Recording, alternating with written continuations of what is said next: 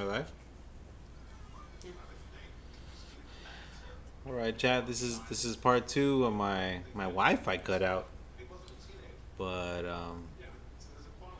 I mean, in 2026, we still can't get the Wi-Fi right. So that's one thing to in this technological age. As Taylor comes into bat, he's batting in the two spot.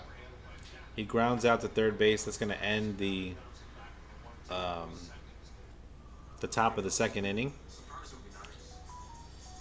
So yeah, big news. They took out Juan Soto. They got Tyrone Taylor in there at left field.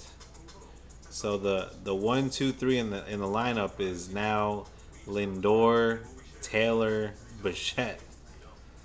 Oh, I don't like that. Um,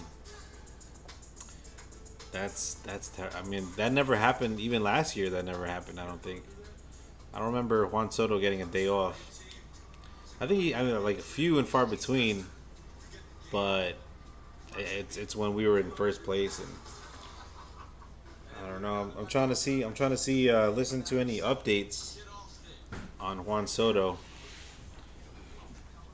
but it's a good thing we got that 2-run lead in the first inning. Because if not, I mean, we are Mets Nation is in panic city right now, and it was like a routine. I mean, he wasn't running that hard. He didn't slide. He was standing in third base. So I'm not sure exactly why he. I mean, you can never predict these hamstring injuries. I'm hoping it's not that. I'm hoping he just got like a cramp or something. But I'm sure they're evaluating him in the Mets medical staff is probably taking a look at him. But yeah, we're coming up to the bottom of the second inning. Worried about Juan Soto, chat. Um, that just threw off the whole game because even if you win the game, you want to make sure your superstar is good. As the SNY broadcast is talking about San Francisco's fiery hats, I don't get it. I get that they have their like storylines that they have to like run through. Baseballs. It's a long game, 9 innings. But when there's a major injury, I don't know. Like I'd be talking about that, not their weird hat that looks like a flame. What is that? That means San Francisco's on fire. They're like 2-6 right now. No, I think they're 3-4. As Chapman pops out to Marcus Simeon at second base. That's going to be the first out of the inning. I don't even want to turn the volume on too loud because I don't want to get YouTube in trouble. So, but yeah, they're just talking about Nolan McLean's horizontal movement. I'm not that into the stats or the analytics like that. I've been watching baseball since the '90s, so I don't need to know your horizontal splits per se. But you can tell when a guy's stuff is nasty. As Nolan McLean throws a ball to Jung Ho Lee. Damn, that was. He throws a high ball for a 2-0 count. It looked like it caught the top of the strike zone, but I guess not. As Young Ho Lee swings and misses at that third pitch, that was nasty. For a 2-1 count, he swung out of his helmet, chat.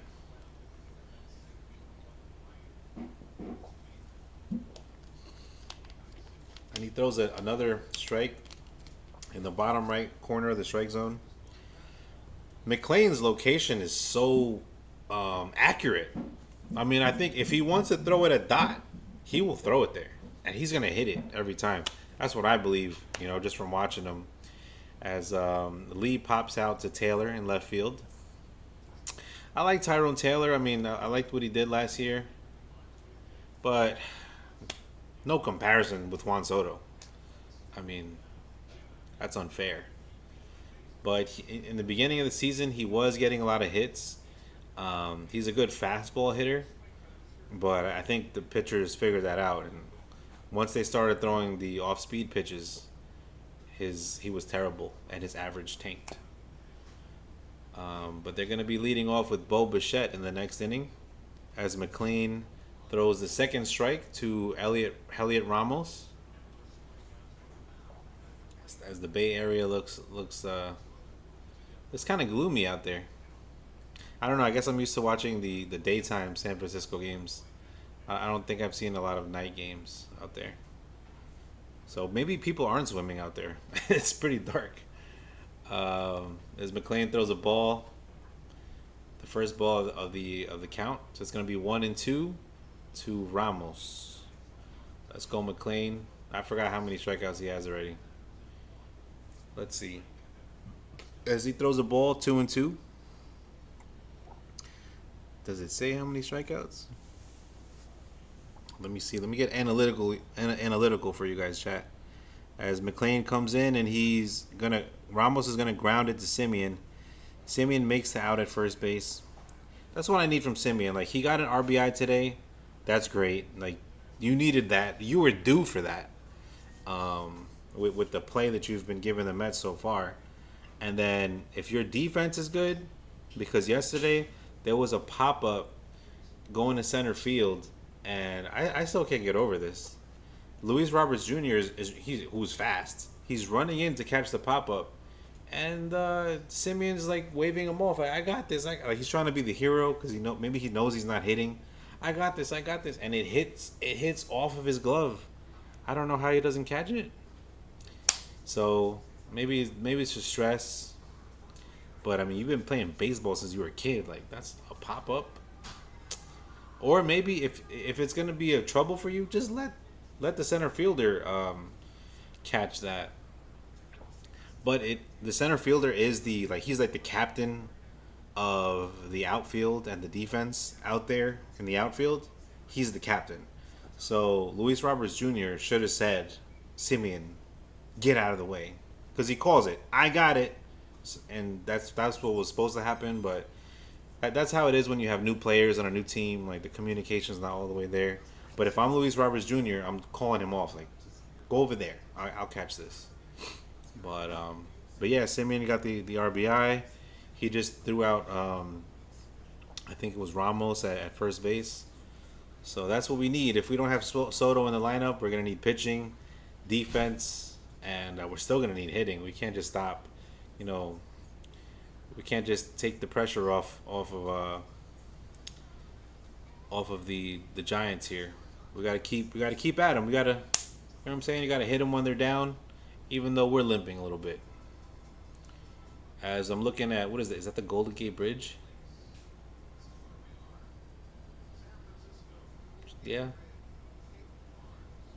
There's a person who I work with, and she goes to San Francisco a lot. She said she didn't know the song "When You're Going to San Francisco." I'm like, what? How's that possible? I mean, she goes there often, but it's a different era, chat. What can I say? As Bo Bichette lines one to center field, I mean, if you're in San Francisco, you wear a flower in your hair. I guess not. They got Golden Gate Bridge. That's what I said, right? I don't think I said that. Don't know much about San Francisco, but I do know we need to win this game. Let's go, Bo Bichette. That's 2 hits, 2 for 2 today. 2 singles. That's what we need. As Luis Roberts Jr. Takes the ball 1. That's what I was trying to do. I was trying to share the stream real quick. It's going to be 2-0 count as Roberts stares at a ball low and outside. So Mayhill's pitch count is 45 in 2 innings, trying to get that first out in the 3rd inning. The count is 2-0 to Roberts. He doesn't have his stuff. I wouldn't swing if I were them. Oh, that was a strike. That'll get my attention. But yeah, Chad, when you have a pitcher who's struggling, if he's throwing balls and he can't locate the strike zone, you don't have to swing it. You can just keep taking walks. As Roberts hits a grounder to third base, double play. Double plays kill rallies, man. That's the enemy of a rally. So you got 2 double plays today. So Mayhill's struggling, but we're helping him out by just hitting double plays. Beatty hit a double play earlier. Speaking of, he's up at bat right now. 0 for 1, grounded out into a double play. Let's go, Beatty. We need a hit today.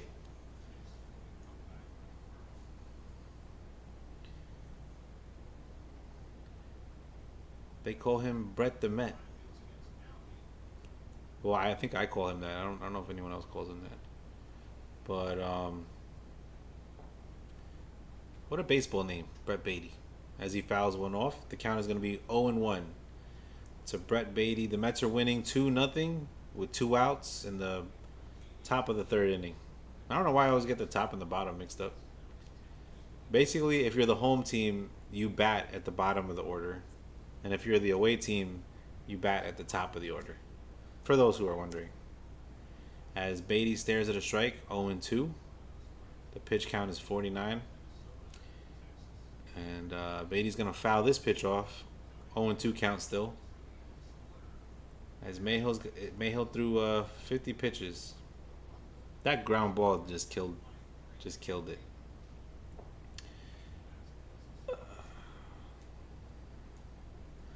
So Tyler Mayhill pitched 10 seasons. It looks like a veteran pitcher. As Beatty waits for the pitch, he strikes out. He waves at a splitter, and he strikes out. So it's going to be Bader, Bailey, and Encarnacion, the bottom of the lineup, coming up in the 3rd inning. Has anyone got on base yet? No hits for San Francisco. The Mets have 5 hits. But yeah, we're still trying to see what's going on with Soto.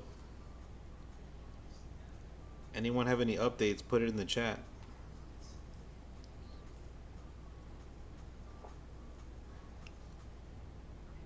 Let's see.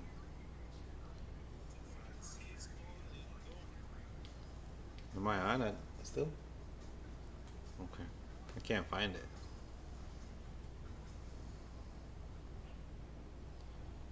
Ah, okay.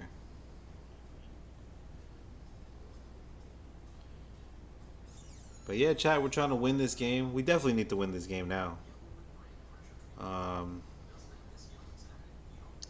The Mets didn't get a good start to the season. I mean, that first game, we won the first series, but dropping the series to the Cardinals, that's not what you want to do. All right, I'm back, chat.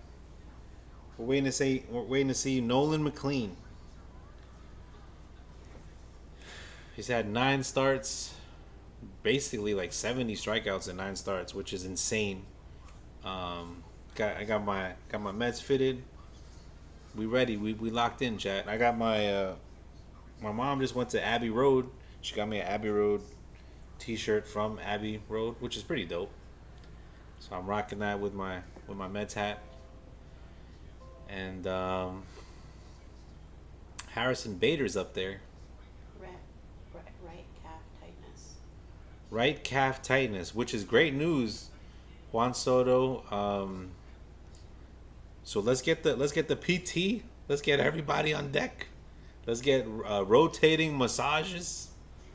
Looks like Juan Soto was taken out for right calf tightness. So that's great news. My heart can beat regular again. I was AFib for like 3 innings. I mean, I'm a nurse. I'm a nurse in my. That's my real job. My day job is nursing, chat. But yeah, I saw Soto and I'm like, oh no, don't tell me. I got flashbacks to Edwin Diaz in 2023, as Harrison Bader's got a 3-1 count. I would have helped. As a nurse, you want to help. Soto, can I help you? Like, what do we need? I'll put the Voltaren gel. I mean, that's too much, but I'm just glad it's not a major injury, as Bader is gonna foul this one off. 3-2. 3-2 to Harrison Bader. See, now my animo is lifted. You know what I'm saying? I'm a little more happy because I was thinking of the worst. And maybe it's the Met fan in you. You're just always like got that thing and something's gonna go wrong. What's gonna go wrong? Spring training, we didn't have a lot of injuries, and that was weird. Like, we haven't had an injury into our starting rotation, and then you're not kind of waiting for it, but you're kind of conditioned to think that way. So hopefully Juan Soto will be okay with his right calf tightness. You know, maybe a little dehydrated, and yeah, maybe a rest day. I guess it's not easy to play every day. As McLean throws a strike to Bailey, as Bader got out. Bader killed us on the Phillies last year. I think he took it personal that we didn't re-sign him, which I get. As Bailey's gonna ground it to Simeon for the second out of the inning. Let's go, Nolan McLean is cruising right now. Let's go, let's go. And I don't want to jinx anything, but something's going on right now, and something is happening right now. I don't want to jinx it. The baseball fans know it is the third inning. Mitchie, relax. I will. I will. But this kid, I mean, you can't not be excited for how this kid is pitching, man. As he throws a strike right down to Johnson to Encarnacion, who's got a 0 batting average. How do you do that? Is this his first game? Yeah, I didn't see him yesterday. They had that guy Susak, which I'm glad they took him out of the lineup. This kid's first day, he goes 3 for 3 with a walk. We couldn't get him out. Like, what? Where did he come from? His family was all there. I mean, it was nice to see. As McLean throws a strikeout to Juan Carnacion. He struck him out and the inning is over. Let's go. As Juan Encarnacion is picking up, taking off his shin guards and all that.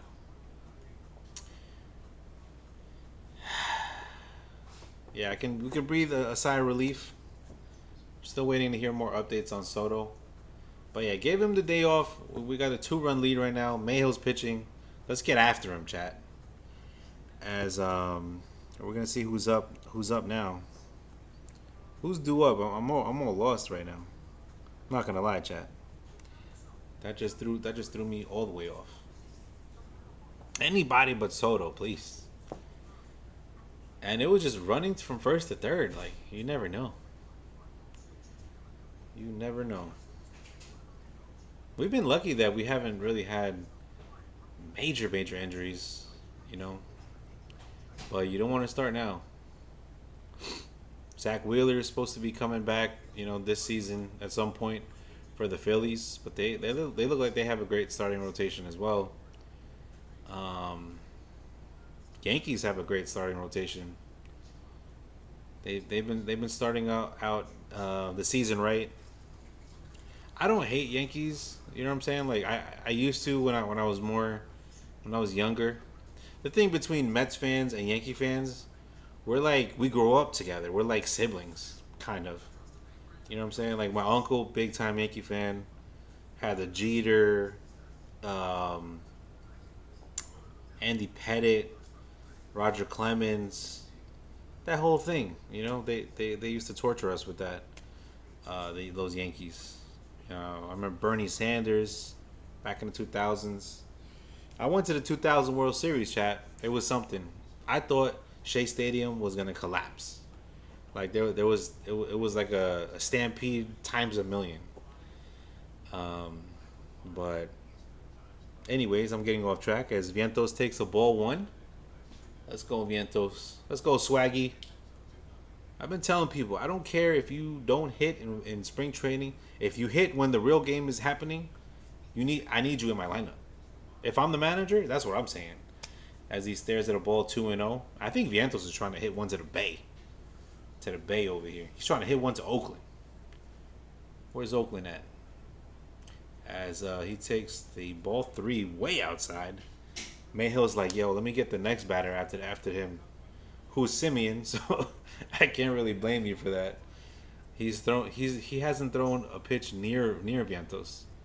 As Vientos kind of inches up to the inside of the plate to see if we can get something on the outside. and he stares at a strike on the outside of the plate. Yeah, he's throwing it. He's throwing it. A lot of pitchers they throw outside to Vientos because they know if they throw inside, it's leaving the park. As he just misses one right down the middle. Slider. He fouls it off. The count is full. I wonder if he takes a walk here. Yep, Vientos. He gives Vientos a pitch to hit, and what does Vientos do? He hits it. He hits it to left field for a single. That's what I'm talking about, Swaggy. Let's go. My son is still sleeping. This is insane.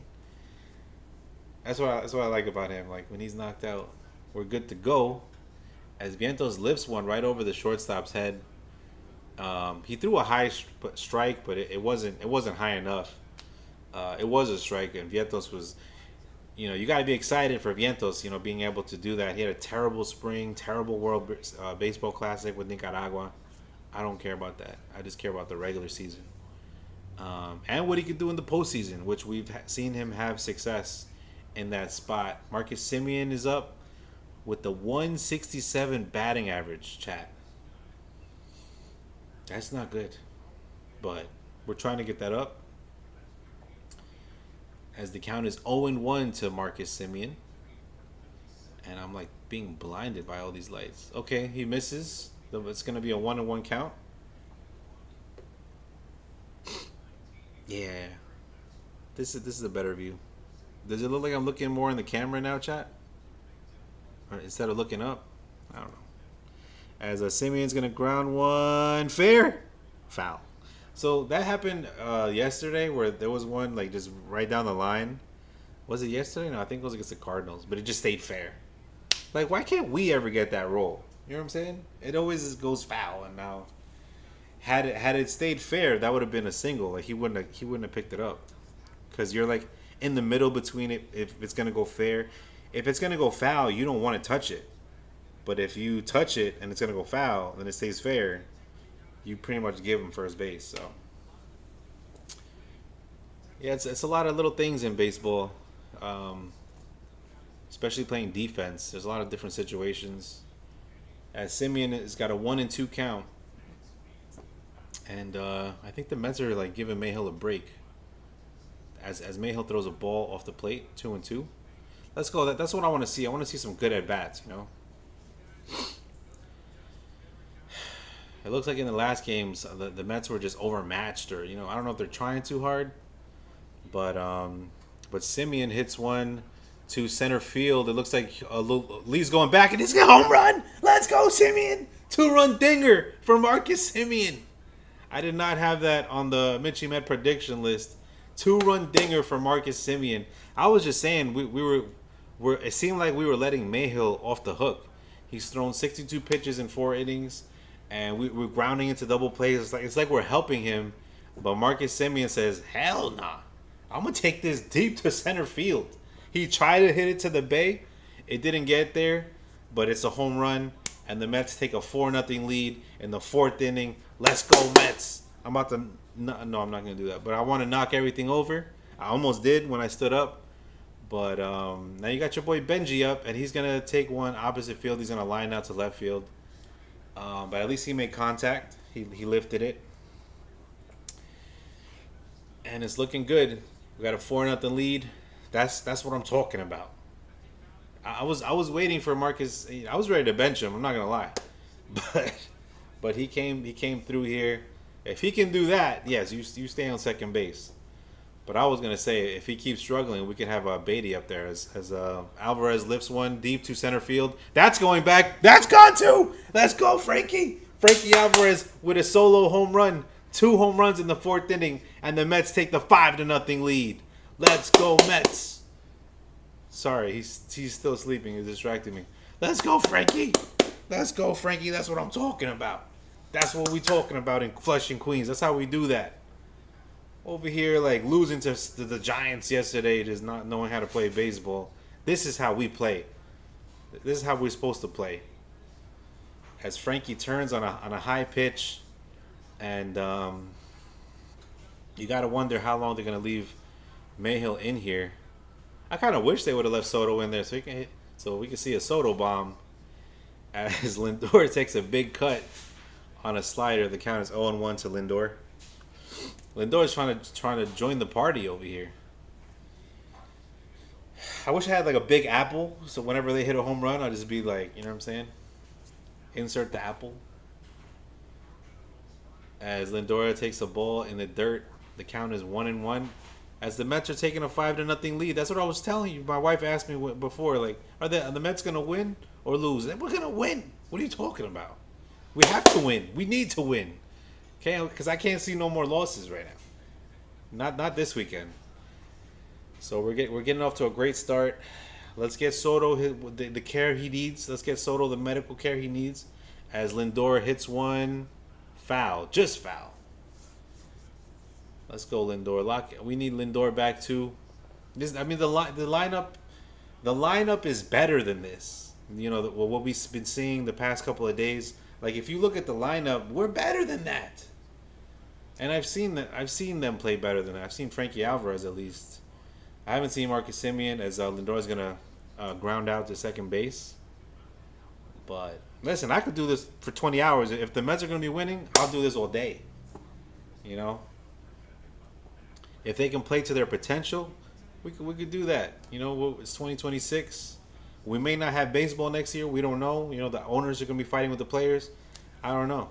So this year, we gotta pay attention, Chad. We gotta be locked in. As Taylor is up, he's gonna stare at a ball outside, 1-0. Looks like they're feeding Mayhill to the Wolves. Yeah. Frankie took a beating yesterday. He got hit with a bat on a backswing on the wrist. I was scared he got hurt again, but luckily he was okay. It looks like it caught him on the forearm. As Taylor swings at an off-speed pitch in the dirt. That's Taylor's problem, man. If I'm Taylor and I see something off-speed, just don't swing. Just swing at fastballs. But they know, like, if you can't hit a fastball, they're not going to throw you a fastball. Like, you know, the pitchers there's analytics now as he bounces one in the dirt, 2-2. That's right, Taylor. Don't swing at that. Don't let this guy off the hook over here. If he's going to throw in the dirt, spit on it. Give me a better one. That's like when I'm pitching to my daughter and I throw a ball. She's like, "What's wrong with you, Dad?" As Taylor's gonna ground out to the shortstop for the third out in the top of the fourth. So the bottom of the fourth is coming up. You're gonna have Adames and I don't know. I'm just thinking about those home runs. Adames, Devers, and Luis Arias coming up. So no, it looks like Nolan McLean's gonna get his he's gonna get that W today. Does he have a win already? This might be his second win. No, I think they lost that game. They might have lost that game, chat. I haven't even looked at the chat. If the chat is dead, it's okay. I understand. You know what I'm saying? These West Coast games are for the diehards. Looks like there's a no-hitter in Atlanta. I don't need to jinx that one. I'm okay with that. I'm okay with that. There's a no-hitter in Atlanta in the 6th inning. Well, that's interesting. That's really interesting. Whatever. I don't need the jinx anyway, chat. But Nolan McLean, he's out there. They call him Cowboy Ohtani. I don't like that nickname. I'll find a better one for you, Nolan. Don't worry about nothing. Let's go Mets. All I know is San Francisco has 0 runs right now. But yeah, I mean he's gonna go for the top of the order again. We'll see how he does. You know, once you face a lineup one time, the second time, third time, that's where they kind of know how you're pitching. So that's tough, and that's what I'm looking forward to seeing right now. As the Mets take the 5-0 lead, that's how you play on a Good Friday.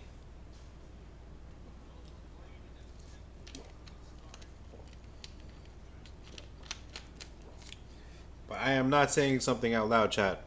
But it's happening. Let's go, Nolan. 4th inning. as he throws a ball inside. The count is 1-0.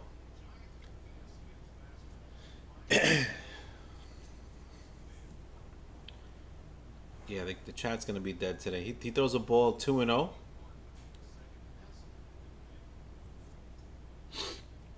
And I wonder how long Mendy's gonna be is gonna have him out there. How many? What's his pitch count gonna be?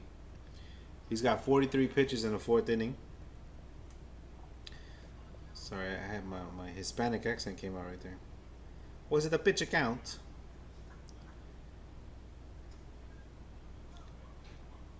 Yeah, Mayhill's giving up some hits.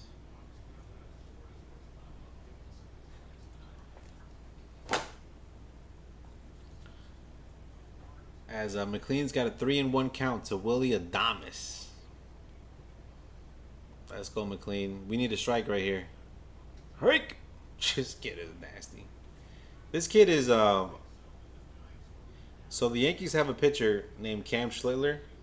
He's a great pitcher. Don't get me wrong, but we got Nolan McLean. So as he strikes out Adames, sorry, he strikes out Willy Adames. He's down 3-1. He throws a strike and he gets Adames to swing and a miss. That's the leadoff hitter. Adames is a good hitter. That's hard to do. And he overpowered him with the straight heat right in your face. Right, high fastball, just like you like it. But we got a dangerous guy up here, so let me stop talking. We got Rafael Devers here. He takes a ball one on the first pitch. McLean is locking in right now.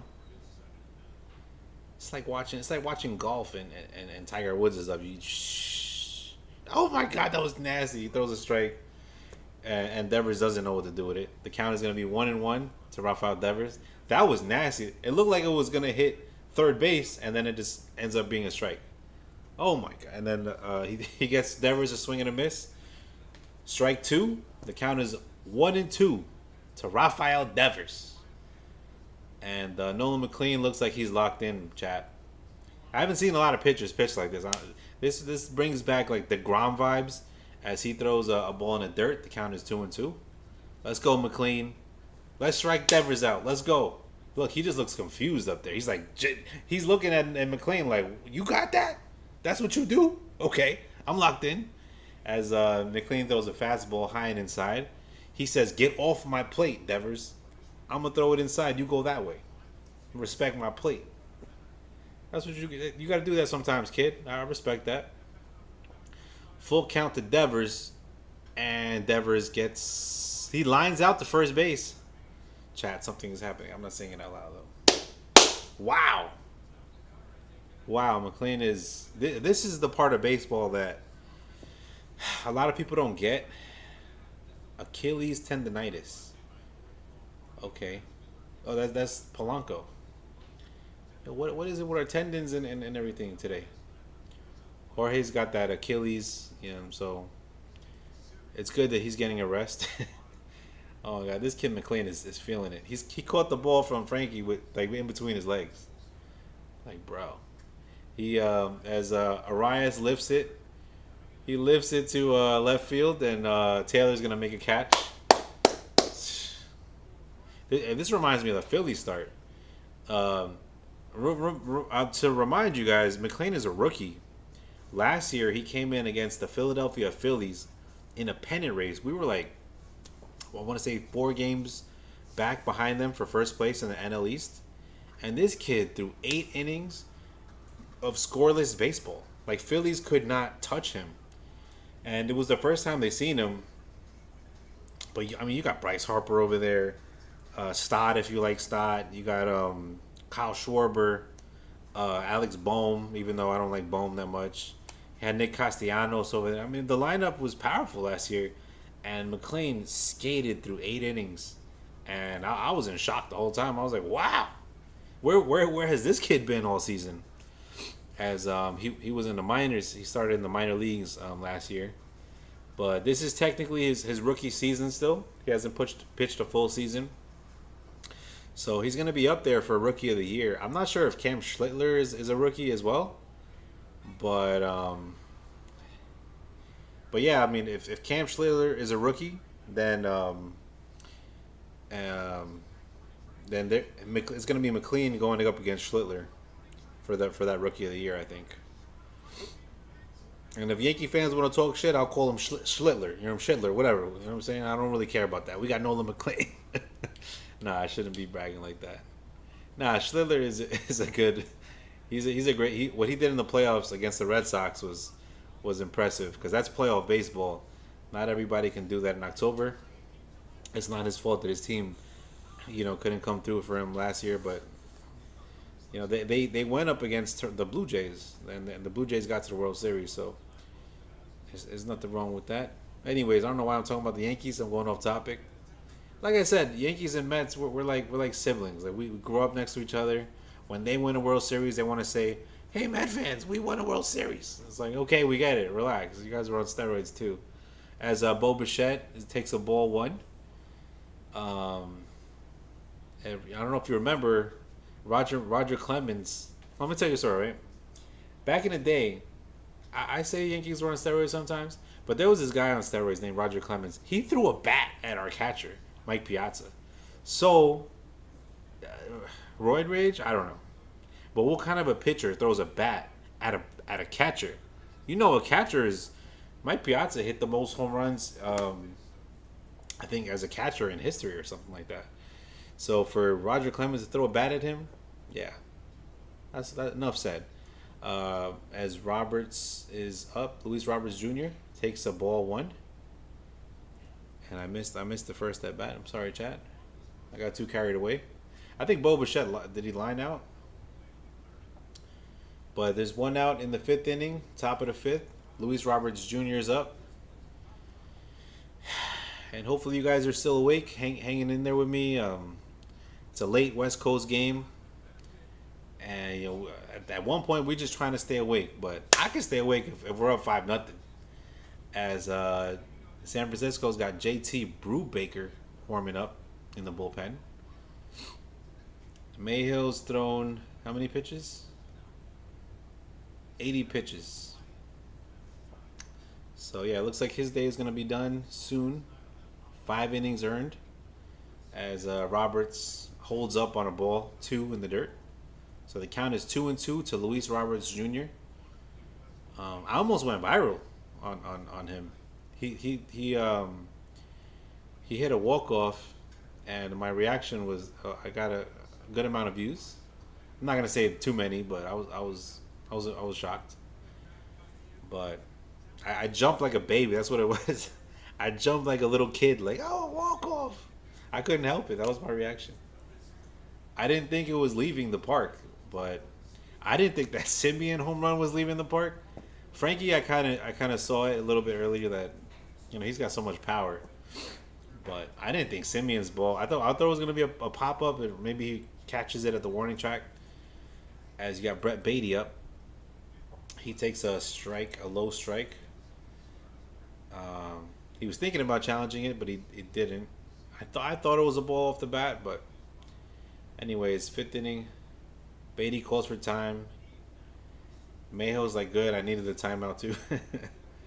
He's thrown 83 pitches in 4 2/3 innings.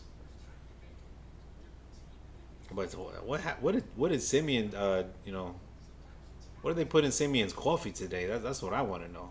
He woke up today. Speaking of.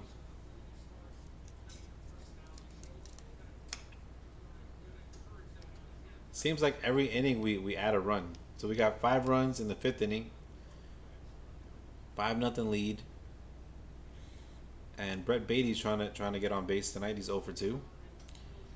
He grounded into a double play his first at bat. And he's hanging in there right now. He looks like he's struggling against Mayhill. I don't know if it's Mayley or Mayhill. I don't know. I never know. But it'd be nice if Beatty can get on base and get him out of there as he fouls one off. Count is still 1-2. Mayhill with the 87 pitch count.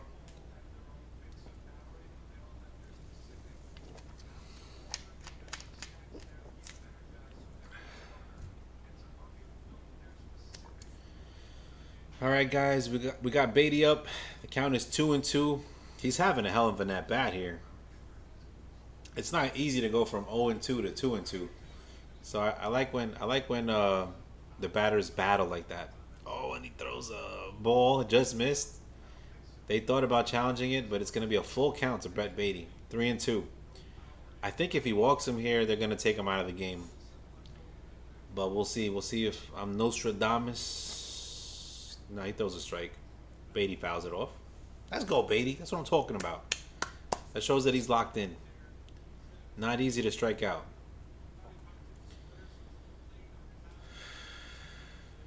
Let's go, Beatty.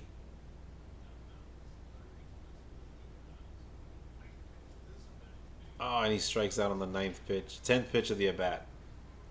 So Mayo's got 91 pitches. I doubt you'll see him in the 6th inning.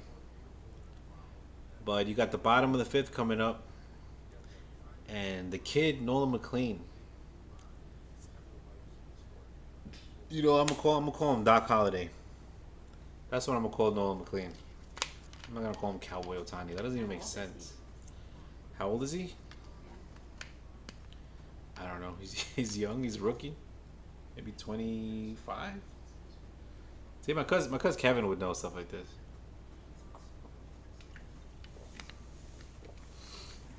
He watches these people through like high school and stuff. But it is Nolan McLean's rookie season. The first time he pitched in the majors was last year. You know, towards the end of the season when we shit the bed.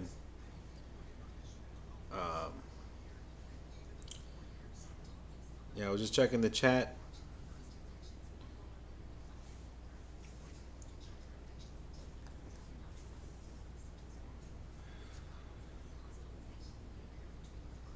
Imagine AI just talk to itself in the chat if there's nobody in there. Come on, Met fans. You're missing a good one here. But it's all good. I know everybody's got, stuff to do Friday night. Probably out, The local bartenders got the 2-for-1 specials out there. It's all good, Chad. The Mets are winning. That's all I can ask for on a good Friday. But yeah, I mean, I'm liking how the lineup is starting to wake up. I wonder if Soto's gonna play tomorrow. So you see what I'm looking at? Look under Nolan McLean. You don't. I'll tell you later. Let's go, Nolan. As he pops it up. No way. Okay, if this is gonna happen, I'm gonna need something stronger in my drink here. But he got the first out in the 5th inning. Let me see who's up on deck. Jung Ho Lee. This pesky guy over here. Jung Ho Lee. He's a hard out, chat. Well, he was last year. I haven't really seen him much this year. But as we wait for the second pitch, he's going to throw a ball 2. High. 2-0 is the count. To Nolan McLean, a.k.a. Doc Holliday. I'm going to call him Doc Holliday. If you know, you know. To the doctor. He's throws another ball 3. Count is 3-0. I don't think Lee is swinging here. He's got to throw a strike. He throws a strike. Strike 1. But McLean has been surgical today in the first, to start out the game. He's been surgical as he throws. That's amazing. Like he falls behind 3-0. The count is now 3-2. As my son is wondering if he's gonna wake up. He's like, should I wake up or not? No school tomorrow. As McLean throws a ball, he grounds it to McLean, and he gets the second out of the 5th inning.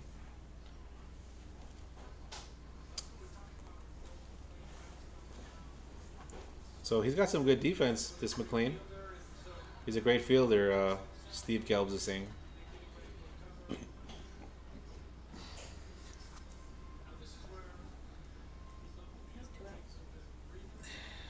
2 outs in the 5th inning.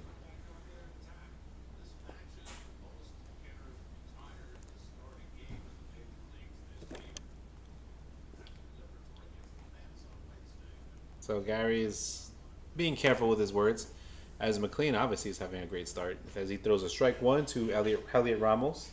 I keep calling him Elliot. What the hell, Elliot Ramos? McLean locks in for the 0-1 pitch. Here it goes. He throws a ball in the dirt. Ball 1.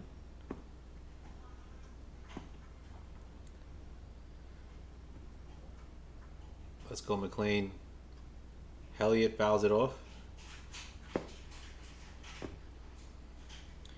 This is amazing, Chad. You guys gotta lock in. This is baseball at its finest.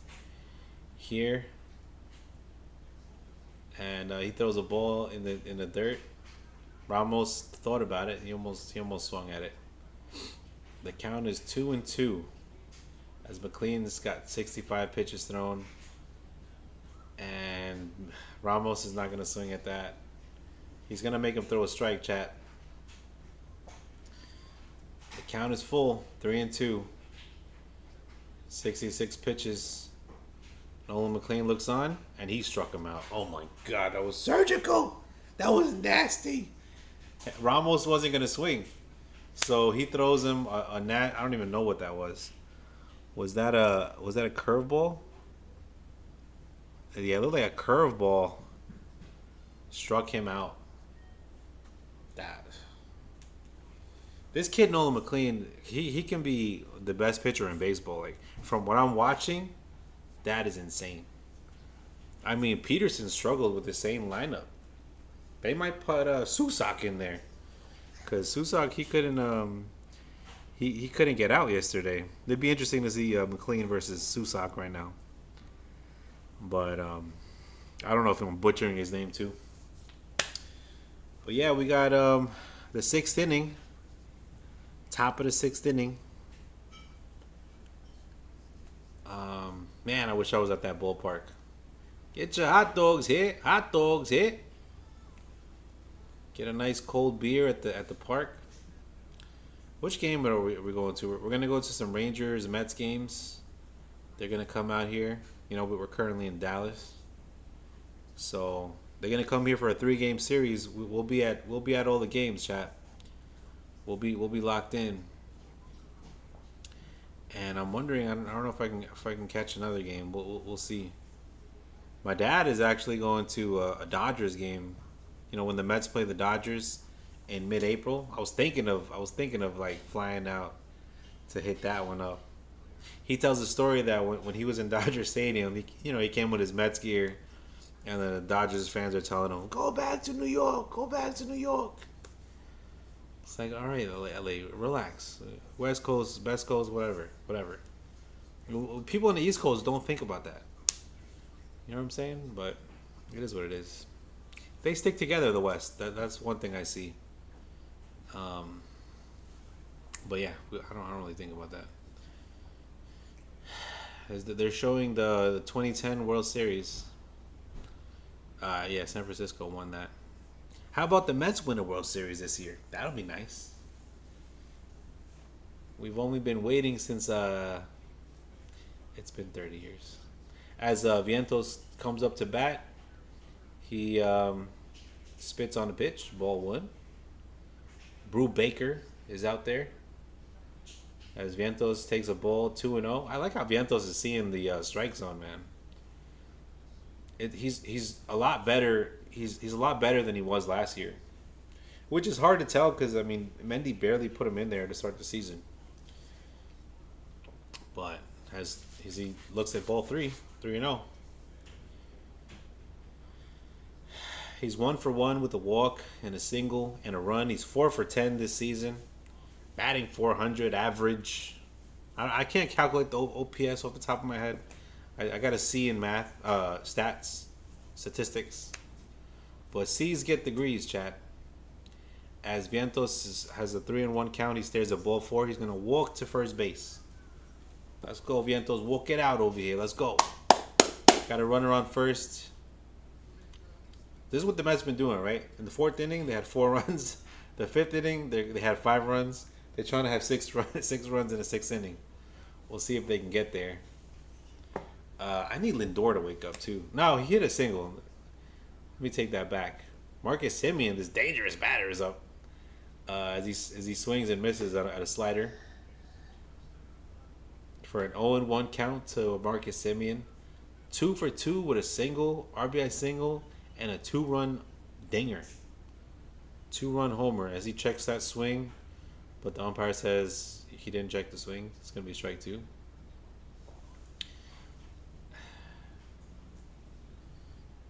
All right.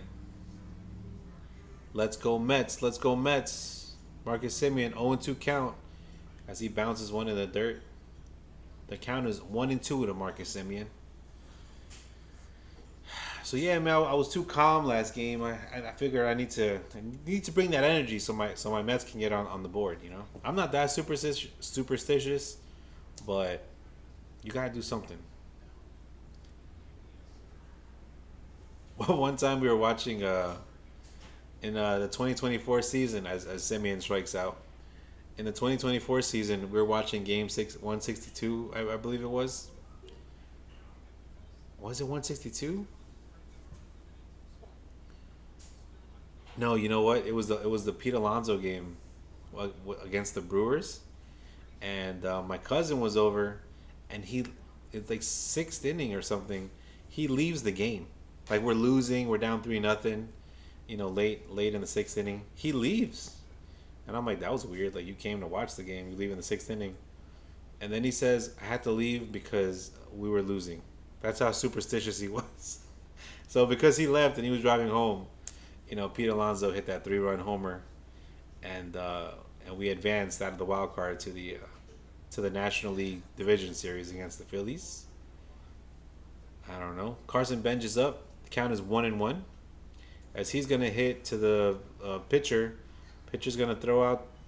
He hits into a double play.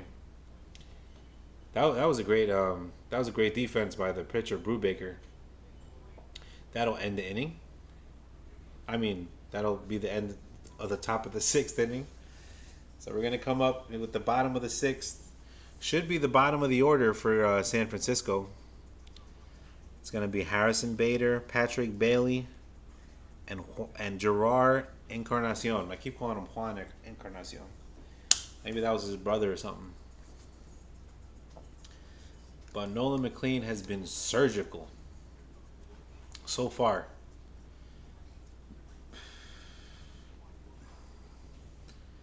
Oh my God, MLB is crazy.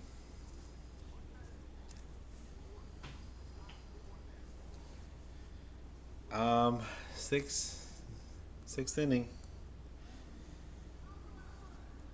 is yeah, talking about superstitions. I'm not saying something, so I am superstitious with that. But you got the MLB app, and that's one thing I don't like about the MLB app. Look at this. Read the blue. Definitely got to watch a baseball Kevin Costner movie after this. Let's go, Nolan. We're here for you. We're bringing you the live reaction, the game stream, the live stream for this Nolan McLean gem that he's been pitching today. And my wife asked me, she's like, are the Mets going to win today? We got Nolan McLean on the mound, okay? So I don't care what happens. But we leaving with that W today, chat. There's still a lot of baseball left, so we're going to be here locked in. And they're showing the board of the Giants box score. Harrison Bader's up. We'll see how he does against Nolan McLean as he stares at a ball. Ball one. This kid is something else, man. Doc Holliday, I call him. As he throws a ball 2-0. He has been falling behind. But Harrison Bader, he's an aggressive hitter.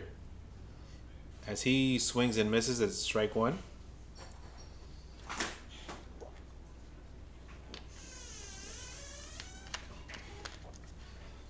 This is I can't stress how amazing this is. What's happening right now? As McLean throws a ball, 3-1.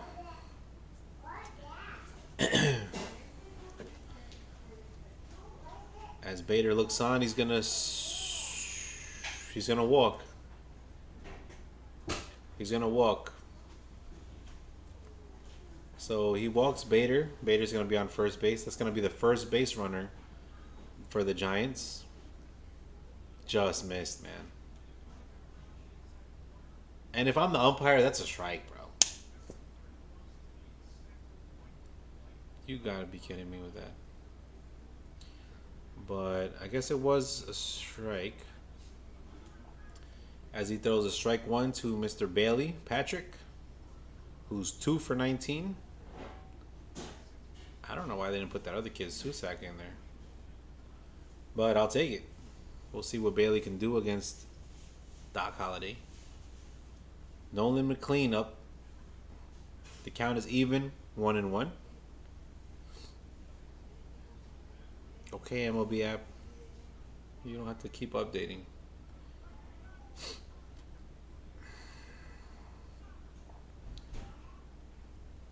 I'm kind of glad they didn't challenge that walk because that kind of would have messed it up. You don't want to, you know. I don't know. Baseball's got a lot of history, so it's weird how this challenge thing is gonna come into play. As Nolan McLean gets ready for that pitch, Bailey fouls it off, and the count is 2-2. There's nobody out, 1 on in the top of the 6th inning, the bottom of the 6th inning, and the Mets have the 5-0 lead. And this kid Nolan McLean, he's been, I mean, you can't get much better than that. As he throws a ball in the dirt, or a low, 3-2. Full count. Bader will be running. Sometimes I wonder, like, why don't, since Bader's like an aggressive runner, I wonder if McLean can just step off and throw to first base. But he's just locked in. He's thinking about the batter as he struck him out. Oh, he's going to call it a ball. He walked him. That was a strike, I think. They didn't challenge it, though. I would have challenged that one.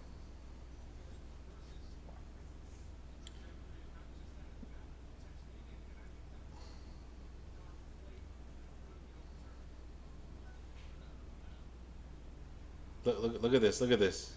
It was a strike. It was a strike, but they didn't challenge it.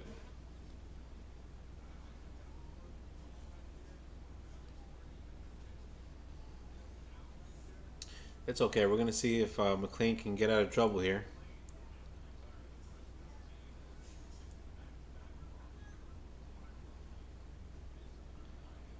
They said that McLean retired the first 15 batters, which was insane to watch. I was just sitting there like at the edge of my seat like, is this happening? As Encarnacion swings and misses at the first pitch.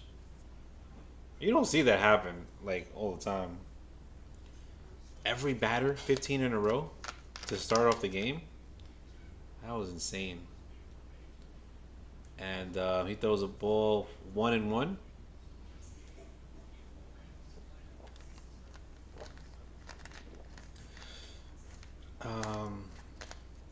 Here comes McLean with the pitch. And it's a ball, but Encarnacion swings at it. So he's got a 1-2 count. It almost hit him.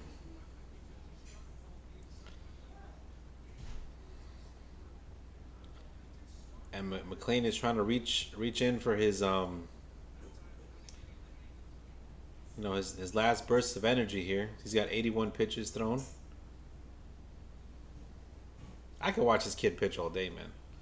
And he gets Encarnacion to ground. He grounds it foul. But he's got Encarnacion on the ropes here. 1-2 count. What do you say, McLean? Let's get a strikeout over here. That umpire is kind of pissing me off, man. I mean, you see the pitcher pitch like an amazing game. The call is borderline. Wouldn't you call it a strike? And they caught the plate as Encarnacion fouls another one off. But McLean has been so good with his location, um, his command, the control of his pitches. It's fun to watch, man. I got to see him pitch in Chicago in Wrigley Field as Encarnacion fouls another one off. Yeah, I saw him pitch against the Cubs in September last year. It's like September 25th. It was kind of a playoff game. The Cubs were fighting for that top wild card spot, and the Mets were, we were fighting for that last wild card spot at the time. And McLean, he faced some trouble, but he hung in there and he got a win. Um, which for a rookie, that's a lot. I mean, I was always impressed with this kid, and that's why a lot of Met fans have high hopes for him.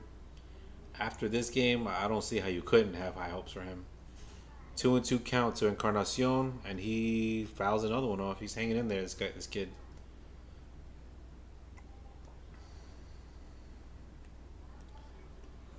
I would say throw on the outside part of the plate, but the umpire is gonna call it a ball. So I don't know. I disagree with that umpire. Like, do you could see what's going on. I mean, borderline call. You got to give it to the pitcher. That's what I think. As Encarnacion lifts one to Carson Benj, he's gonna catch it for the first out. Bader's gonna tag. So there's gonna be runners at the corners with one out.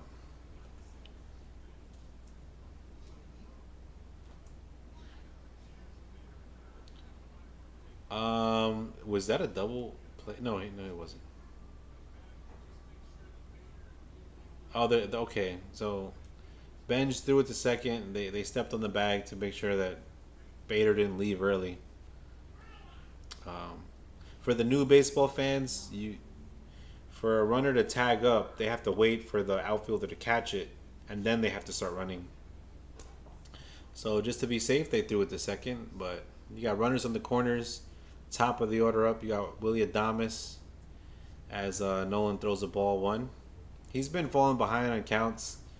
You can't keep doing that and expect good results. But he's got 88 pitches in this game. The bullpen situation. This umpire is not giving him anything. Jesus. But the bullpen situation is pretty good. They got Brooks Raley, the lefty, coming up, warming up here. You got to think they're gonna have Luke Weaver available, Devin Williams available if need be. As he throws a strike to Adames, he fouls it off, 2-1. But this kid McLean is battling, man. He's made up of the he's like an old school pitcher, man. He's what they call a horse. He goes out there and he'll give it all he's got. The young kids will say he shoves, and I think out of all people, this kid shoves. And as Adames swings and misses, the count is 2-2. If I'm the umpire, man, I'm like, what am I doing? Why am I calling these borderline pitches balls? Like, what's wrong with me? I gotta wake up over here. As McLean throws one in the dirt, the count is 3-2. Full count. It's a tough spot here. Runners at the corners, 3-2. One out. McLean's locking in. He's got 93 pitches thrown. And Adames lifts one up. That's going to fall for a base hit. Ground rule double. Which helps out the Mets because Adames is going to be standing at second. And the second runner that scored, he has to come back to third. So that's going to ruin the no-hitter. That's what I wasn't saying. I wasn't trying to jinx it. Perfect game at one point. But yeah, I mean, this is, for a rookie, that's insane. He went 15 batters in a row, No walks, no hits, just straight up outs. As they're meeting at the mound. They're gonna leave him in there for one more batter, I think. Or do you go to Brooks Raley here? Yeah, he's gonna take him out. He's gonna go to Brooks Raley, the lefty, against Rafael Devers. Runners on second and third. So that's a good game. The Mets are winning 5-1. It was nice to see McLean battle, but he threw 93 pitches, gave up one hit, a couple of walks. For a rookie, you can't do better than that. That was amazing. Good job, McLean. I would stand up. I'm gonna knock some stuff over. It's gonna be great seeing that kid pitch for the rest of the season. You gotta mark the days on the calendar when McLean is pitching. He's just got so much control, command. Like he had these batters just guessing, striking out, popping up. They couldn't get a good barrel of the bat on the ball. So yeah, we got that was amazing. I'm telling you, when I first I saw that Phillies game, he went 8 innings, no runs. I was like, what? Where's this kid been all my life? He was getting ready. He was getting ready for the big show, the big time. My son finally woke up, so I don't gotta whisper no more. Not that I was whispering, but yeah, we got a 5-1 lead in the bottom of the sixth. We're trying to get out of a jam. Nolan McLean's got one run charged to him, but he's got runners on second and third, so we're in a bit of trouble here. We're trying to get out of it, but nobody better than Brooks Raley. You know, the lefty. He's pitched really well for the Mets coming out of the bullpen, and against Rafael Devers, it's gonna be a tough matchup. You know, because Rafael Devers can change this game with one swing of the bat. You know, if he hits a homer, that's 3 runs. That'll be a 5-4 game instead of a 5-1 game. So we're excited to see what Raley does, and hopefully he can limit the damage for Nolan McLean. And I'm sure Nolan McLean's going to be looking on. He's going to be in the bullpen, cheering on his bullpen, Brooks Raley. But what are we doing here? It's 2026. Let's go Mets. That's why we're here. We're trying to root for the team. You know, for the diehard Met fans in the chat. Let's go. Yeah, we got five and a third innings pitched, 1 hit, 2 walks, 1 earned run. As Devers fouls that one off, it's going to be 1 strike, 0-1. I've done a lot more cheering today, so I like it. I like it, chat. I could do these games all day long. Like Brooks Raley, he throws another one. Devers is late. He's in an 0-2 count. 0-2 count. This is big right here. We're getting the rocking going, trying to will this strikeout for Brooks Raley. As he throws the pitch, Devers checks his swing, but it's a ball. Yeah, he threw 93 pitches in 5 1/3 innings. Nolan McLean did. Doc Holliday. The kid, they asked him, they were like, hey, are you nervous about, coming up to pitch with the Mets? He says, no, they gave me free steaks. All this kid wants to do is eat and pitch. He's a horse. His name is Nolan McLean. And we got Brooks Raley getting ready. He kind of shakes his glove a little bit before the pitch. That's weird. As Devers fouls out off. I wonder if that's like, maybe I'm seeing things, Chad. It's 10 at night, and we're late watching this West Coast game in San Francisco. When you're going to San Francisco, as he throws a high ball, 2-2. Let's go, Brooks. Let's go, Brooks.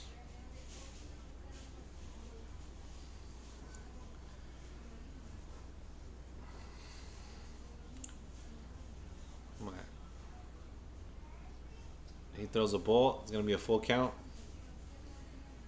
Can I hit that charger?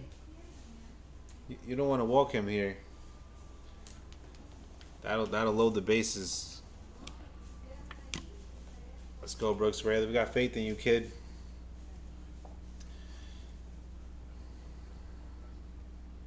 So he gets ready to throw the pitch. Oh my God. Rafael Devers, he swings and misses, but he doesn't miss. He just foul tips it, and it bounces off Frankie's glove. He's not able to make the catch. That was a good pitch, though.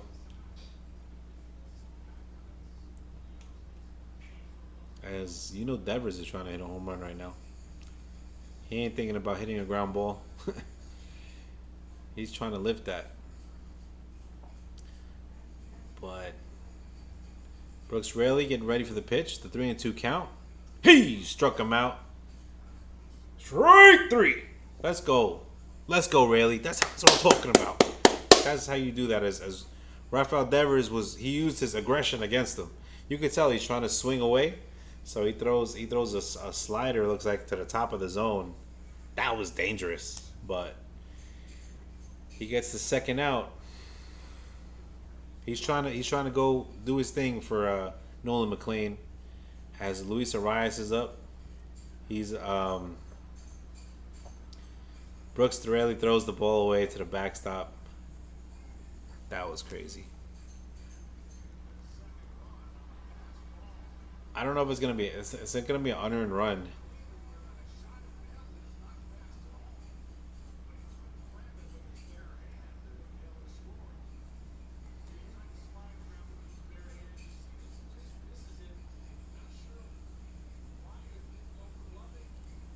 It looks like Francisco just missed. Come on, Frankie. You gotta be a little more agile than that. Right. So Rise wasn't even swinging at that pitch. He was taking the whole way. I think it was a pass ball by Frankie. It hit off his glove, and the runner on third scores. So San Francisco's going to be down 5-2.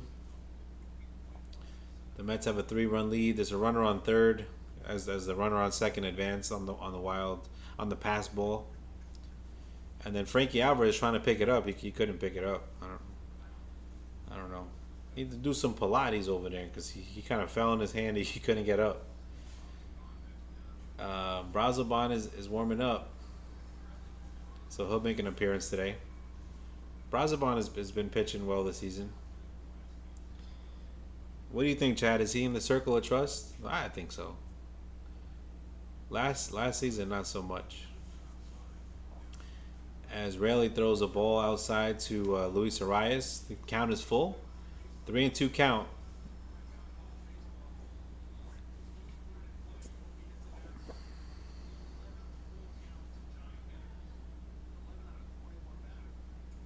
And he gets Arias to pop up.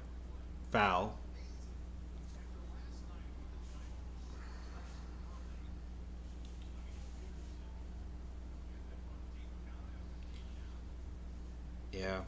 Yeah, the Giants have been patient. They haven't been swinging at many balls outside of the strike zone. I didn't see how many strikeouts Nolan McLean got. I got distracted, but it's a big spot for Raley. Arias fouls another one off. This lineup has been. It's not that bad. They struggled their first week of the season as well. Luis Arias is hard to strike out anyway. He's one of the hardest hitters to strike out. So we want to make some soft contact. He's going to ground it to first base and get the out. That runner's going to score. Oh no, I'm sorry, 2 outs. I'm falling asleep too. He gets the ground out for the 3rd out of the inning. And the inning's over. So we still got the 5-2 lead. It's a close game, and we're gonna see who the Giants come up to pitch. Yeah, Raley's a great bullpen pitcher, man. The Mets bullpen has been the strong part of the team, honestly. As Atlanta's got the 2-0 lead over Arizona in the 9th. Athletics are smacking the Astros 11-1. They ran out of trash cans, chat. They don't know what to do. No, 7 years later, they're still talking about the trash cans. Carlos Beltran was going to be, possibly one of the Mets managers a few years back, but then it came out his involvement with the Astros and the trash cans, and he wasn't able to be our manager because of that. That story came out. But if Mendy has a terrible season and they fire Mendy, I've heard some Met fans say they would prefer for Beltran to be the manager. I don't know. I mean, yeah. Is it just because he played for us and we went to the championship series in 2006? I mean, I know he's been coaching since, so I don't know. I guess it's like a familiarity kind of thing. But I don't know who would be a better manager than Mendy. I kind of want to give him his chance. I mean, he brought the Mets to the National League Championship Series in 2024. That was only 2 years ago, so you got to have a longer leash, I think. Met fans, we're so quick to just fire someone. I mean, that's you can't always do that. That doesn't make your team better all the time. As Alvarez takes a ball, and the umpire calls a strike. It's off the plate, but that he calls a strike. But it's okay. McLean is all smiles over there. Frankie takes another strike for a strike two. Come on, Frankie, challenge that. The Mets haven't challenged. I think the Mets are not allowed to challenge. I think Mendy probably said only challenge like in the eighth inning or something. Who knows? Because they haven't challenged today. They challenged once, but they won the challenge.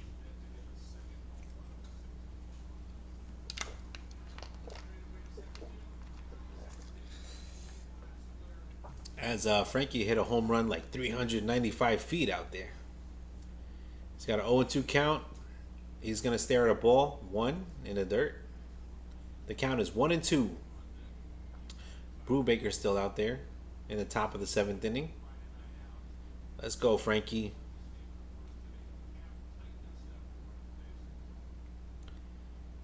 Some calf tightness for Juan Soto.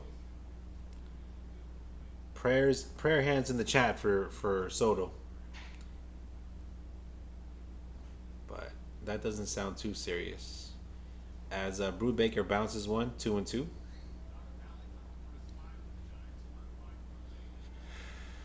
This is a close game, chat. 5-2.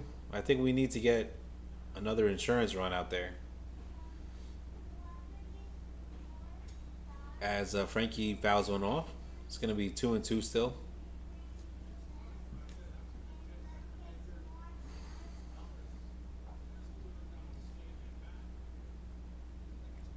What you want to do if you're the Mets lineup, you want to kind of get to their bullpen. See how many bullpen arms you can get out of there, because we do have 2 more games left with this team. So if we can get the bullpen kind of tired out, that'll be good for the rest of the series. As Frankie takes a ball 3-2, the count is full. Brubaker ready to pitch for his 20th pitch. And Frankie hits another home run. Looks like it's going deep to left field, and it's gone. Let's go, baby. Frankie Alvarez with 3 home runs, a solo dinger to left field. Frankie said, "Don't throw me strikes. Don't throw me strikes, because I'm taking it. I'm trying to hit it to the bay out there. I'm trying to hit it to the lower Bay Area." Let's go, Frankie. That's the insurance run we needed. That's the insurance run we needed, and that's one thing that the Mets didn't do much of last year. Like when we give up the lead, or when other teams were coming back on us, we wouldn't respond. And we got your response here. 7th inning, the Mets got 6 runs on the board. We're winning 6-2, and Frankie she just crushed that ball.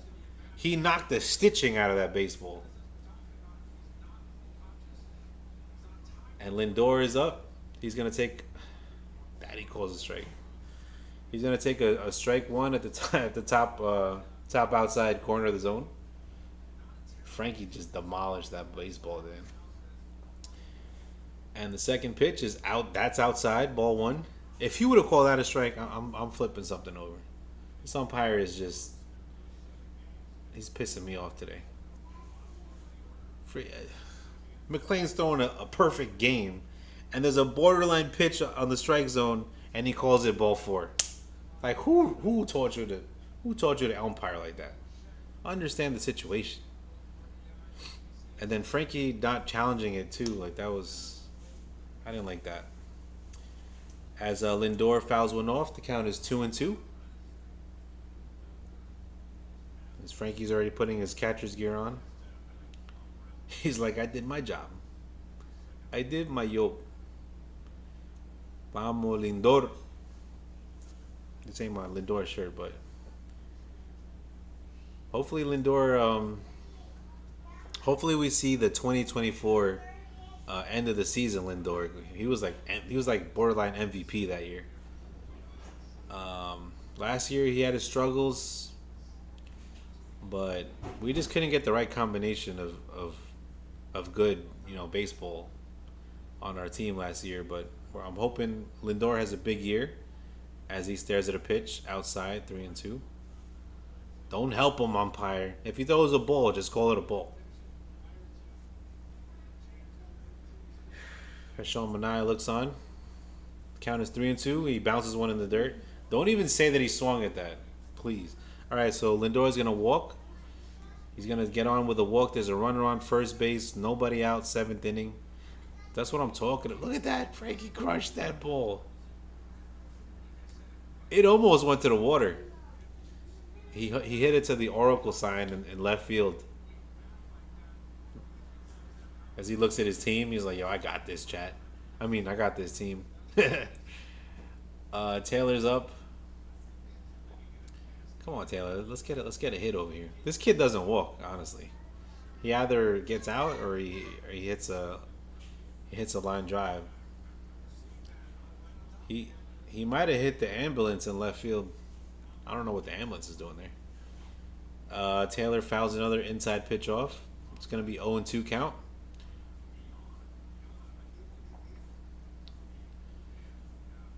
The main thing is not grounding into a double play, because we've been doing that way too much today. As Taylor chops one in the dirt, still 0-2 count. Did Beatty get a hit today? I don't think Beatty's got one yet.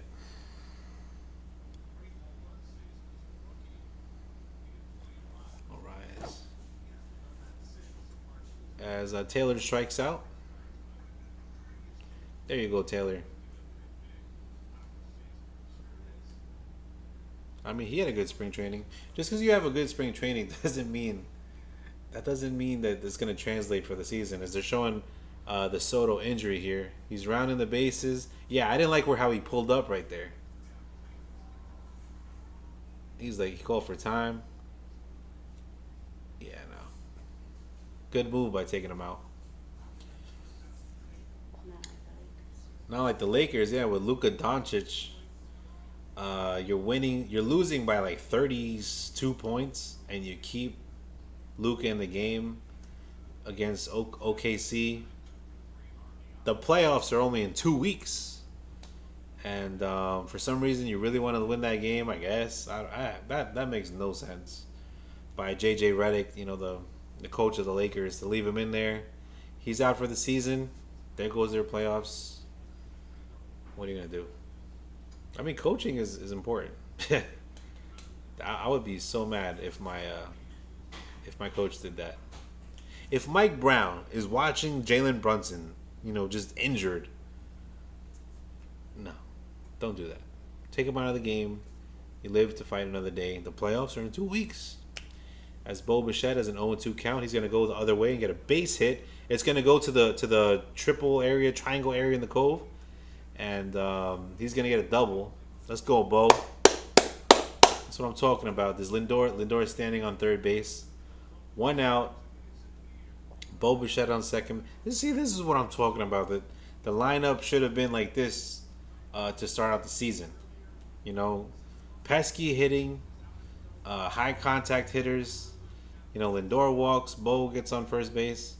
Taylor should not be there at not the number 2 spot, but that was just precautionary. And yeah, if Soto is in danger of getting hurt, take him out. Let him sit. I have no problem with that. As you got Luis Roberts Jr. up, he's 0-2 for today. Let's see this.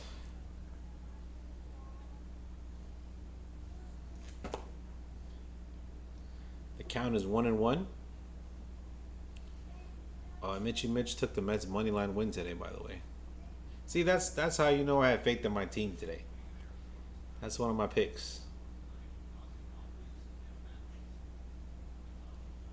Luis Robert Jr. stares on. He fouls it all. It's going to be 1-2. Yeah, my picks were that Lindor was going to get a hit, Luis Robert Jr. to get a hit, and Mets money line. So let's go, Luis Robert Jr. I'm thinking you're going to get a hit today. This guy, Brubaker's thrown 37 pitches. And then he gets the hit. He lifts it to center field. He's going to get his hit. Yo, Mitch's picks are like 3 for 3 right now. Let's go. Let's go, Luis Roberts Jr. That's what I'm talking about. That's how we hit in Queens. That's an RBI right there. Great at bat by Luis Robert Jr. I mean, he just pokes his bat out. He's fooled on the all speed pitch. But this is what I'm talking about. Pesky hitting. You make contact. They tell you in baseball, if you make contact, good things will happen. If you strike out, we can't help you. And this has got to be it for Brubaker. They're going to go to their bullpen. That's what I'm saying. If you're the Mets lineup and you're winning a game already, you want to make sure the bullpen pitchers throw as much as they can. That way, tomorrow, when you play them, they're going to have less arms available. For those that are... That's how you play baseball. As the Mets are winning 7-2. I told you in the 7th inning they'll have 7 runs. It might be 9-run game, chat. They'll have 9 runs in 9 innings. As they have 7-7 now. No, but I'll take the 8th one right now too. Let's go, Mets. See, this is how the season was supposed to go. The lineup was looking. It just needed some changes. Like you don't sit Vientos. Don't do that. Why you gotta do that to me? Why you gotta make me suffer like that, Mendy? I know you have faith in Polanco and we got all these other players, but if somebody's struggling, let them sit. You gotta play. You gotta play who's hitting. Baseball is very streaky. If a guy's not hitting, let him rest, and then he get his batting practice, and then who knows? In like a week, maybe he'll go on a run. But you don't play the guy who's not hitting and sit the guy who's hitting. You don't want to do that. Don't overmanage. You know what I mean? Sometimes a lot of these managers, they listen. The problem is they listen to the nerds. You know what I'm saying? They're like, oh, well, we think that analytically, this guy, with the statistics, and if you plug in this formula, this guy's gonna hit over Vientos, and we see him in the spring, and we're not calculating that he's gonna be. Just put Vientos in my lineup. He got a home run. He got a double. He got a single. He got 2 walks today. What else do you want, analytics guy? You probably doesn't even watch baseball. He got an A in statistics. Come on, give me a break with that. Give me a break with that. If Vientos in his first game gets an RBI double, you leave him in the lineup. It's simple sometimes. Sorry, I'm getting... All right, you got Matt Gage coming up. No... His ERA is 0 in 3 games, 3 innings. So, Beatty's coming up. I need Beatty to get a hit today. Let's go, Beatty. Looks like Beatty's struggling. He's got a 192 average, .462 OPS. That is not good to start the season. Now, if Beatty was, out hitting Vientos by a lot, then I would understand, but he's not. He's just not. We've seen Beatty go cold. And he's got way too much experience to be, that cold. I don't think there's a problem with Beatty, but, we've seen him have his cold streaks. If he's cold, sit him. Let him, regain his... Last year they sent him to Syracuse. They sent him to Syracuse. He was back in with his Tahoe up there, and then when he came back, he was hitting. He's like, I don't want to be in this cold ass place. But yeah, Beatty's got the 1-2 count, seventh inning, one out. The Mets got a 7-2 lead, and we're trying to will Beatty to get a hit as he looks at a ball in the dirt. It's 2-2. I mean, Beatty's had some good at bats, man. He's taken a lot of pitches, but he's just struck out. He's 0 for 3 today.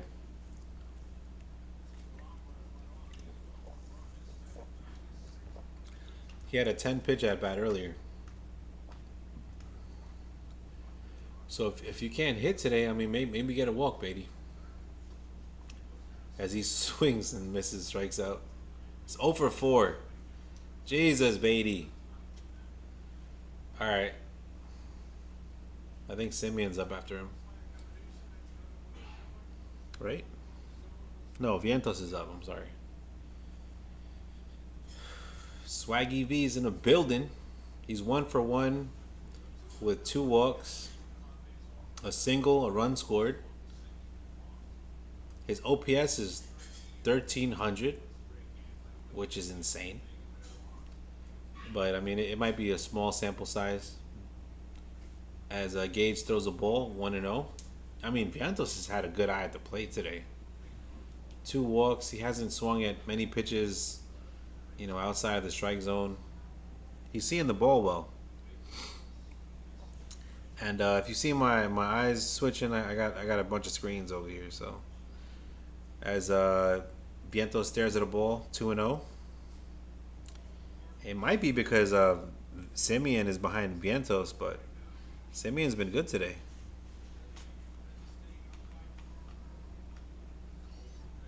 What is that? Those birds? Okay, anyways. He's going to throw... Vientos is going to swing at a ball. The count is 2-1. Look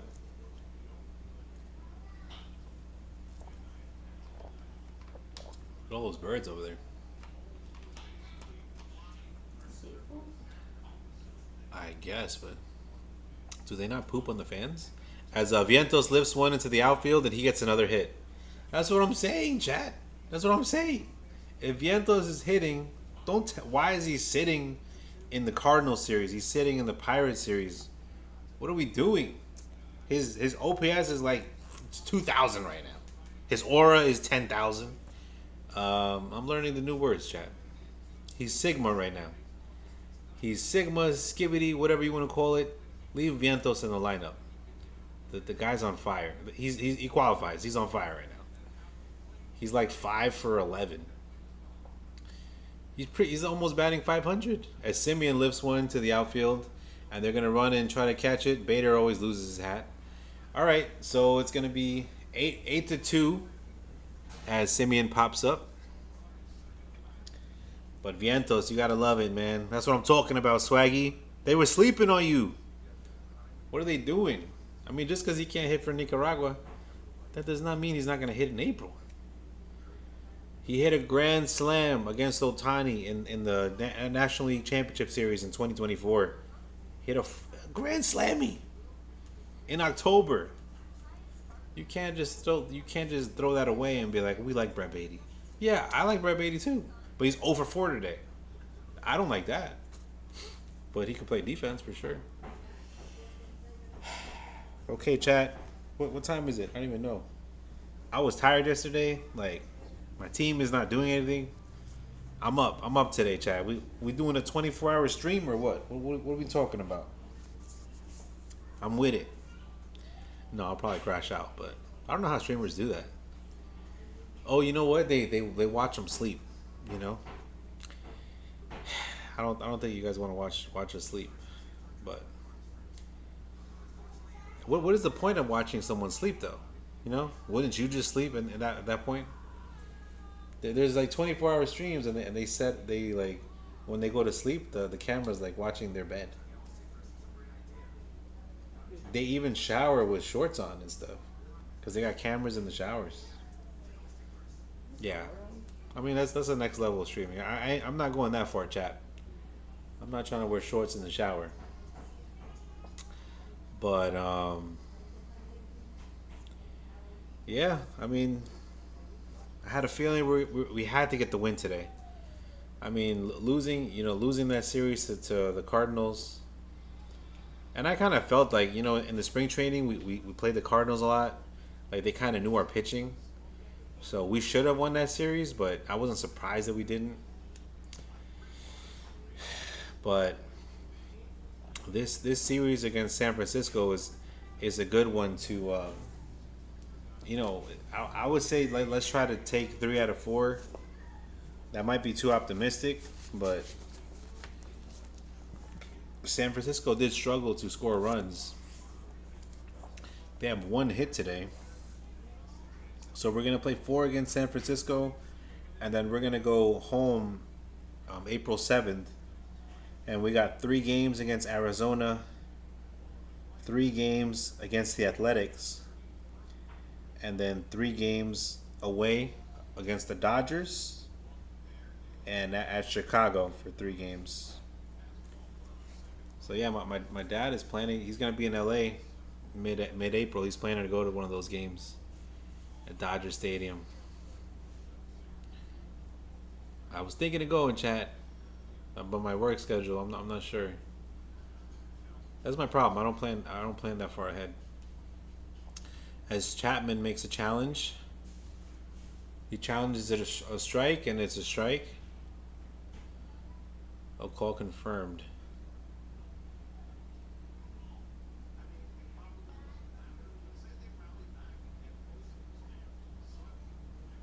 Call confirmed.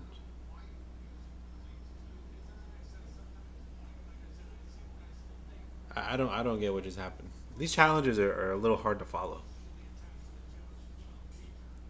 Cause like the thing about challenges, if you lose the challenge all the time, as my iPad dies, if you lose the challenge, then you're not gonna be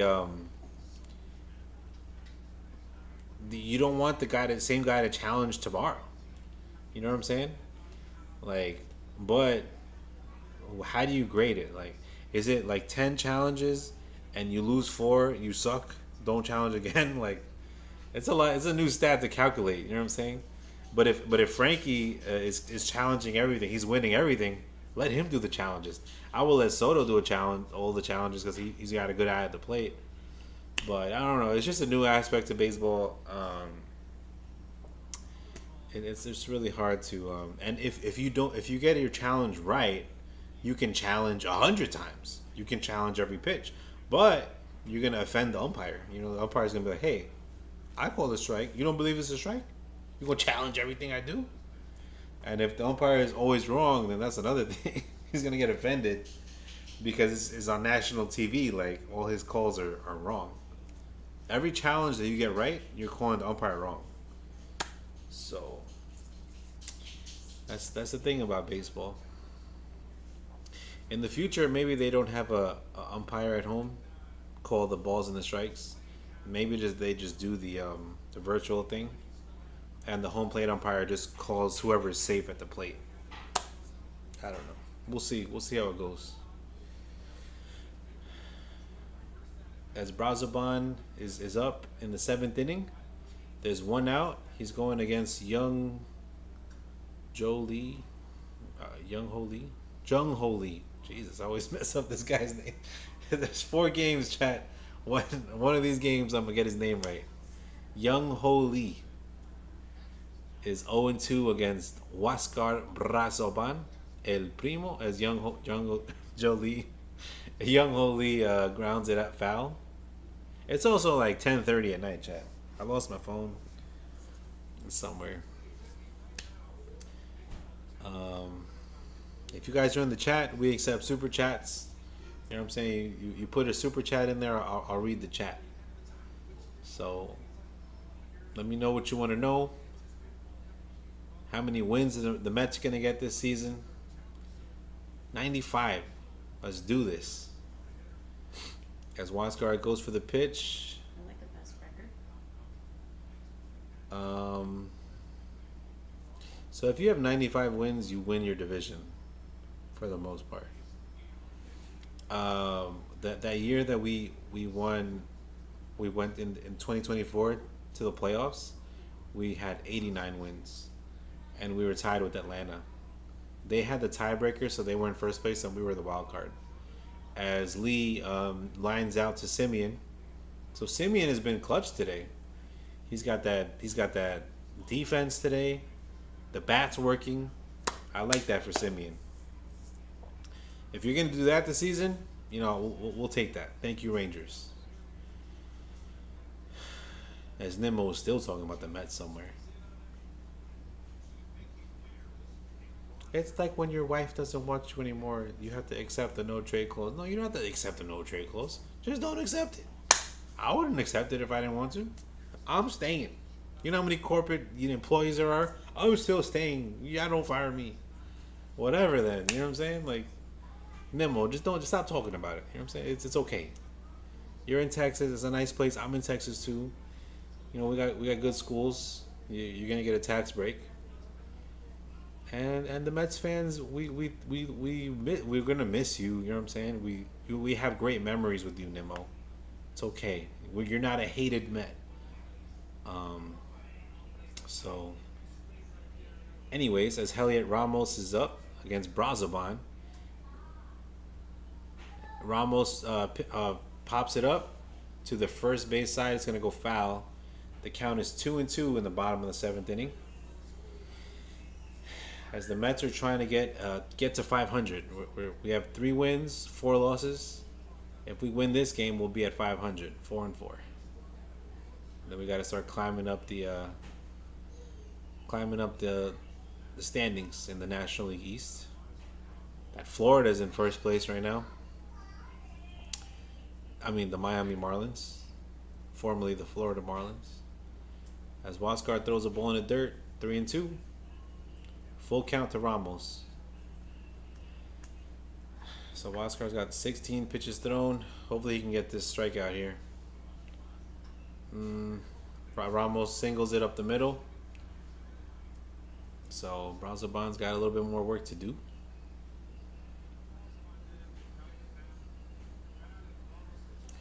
I mean, the Giants, they have a great lineup. I mean, I wouldn't say great lineup, but I would say good lineup. They finished, I believe, 13 games out of first place. I want to say were they in third place? I mean, it's just that the National League West is such a tough division. You got the Dodgers, you got the Padres, you got the Diamondbacks, the Giants. I mean, it's pretty tough. As Harrison Bader looks on. As he looks at a ball 2 in the dirt. The count is 2-0.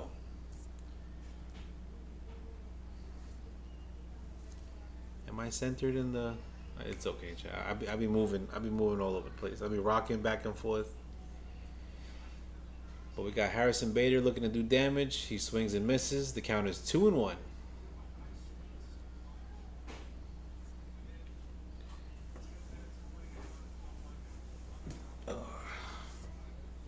You're good. I'm good. All right. And Bader fouls another one off. The count is 2-2. Is this thing?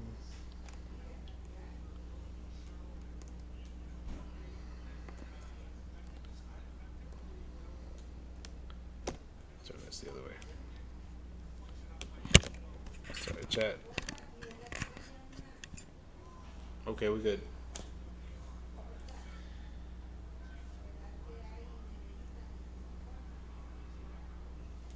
I think Bader got hit by a pitch. So Brazoban's looking a little shaky here. The changeup runs just inside.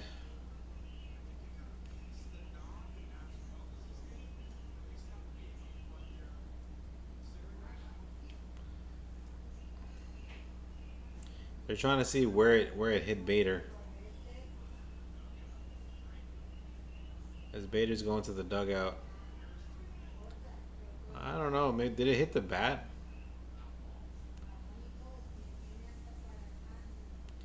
Bader still got the bat in his hand, so I don't know if he's probably saying it's a foul ball.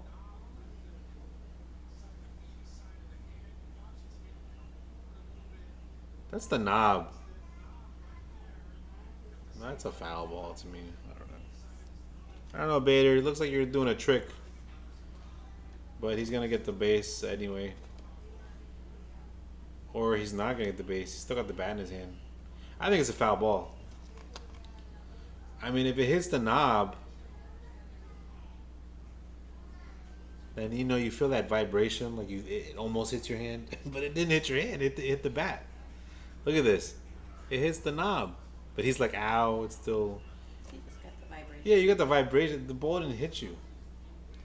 They're still talking about it.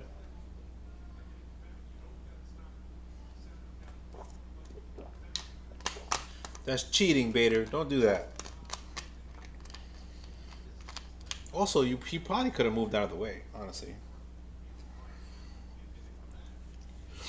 Um, but yeah, he's honest. He's still got the bat in his hand. I don't know what we're waiting on. I have no idea what we're waiting on. I think they were checking him out, the doctors, but the ball didn't hit you, so I don't know what they were looking at.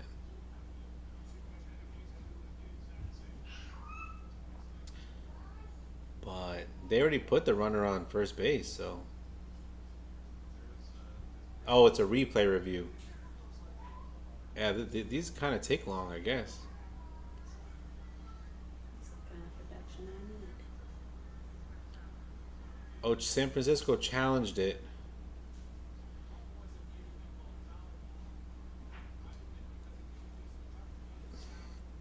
I don't know what happened.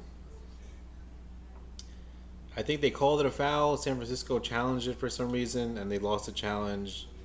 It's still a foul, and then Brazoban still throws a ball in the dirt. So it's going to be a 3-2 count, I think.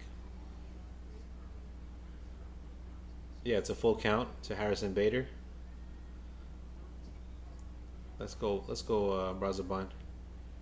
As Bader is going to grounds out to Lindor to end the inning. All that for nothing.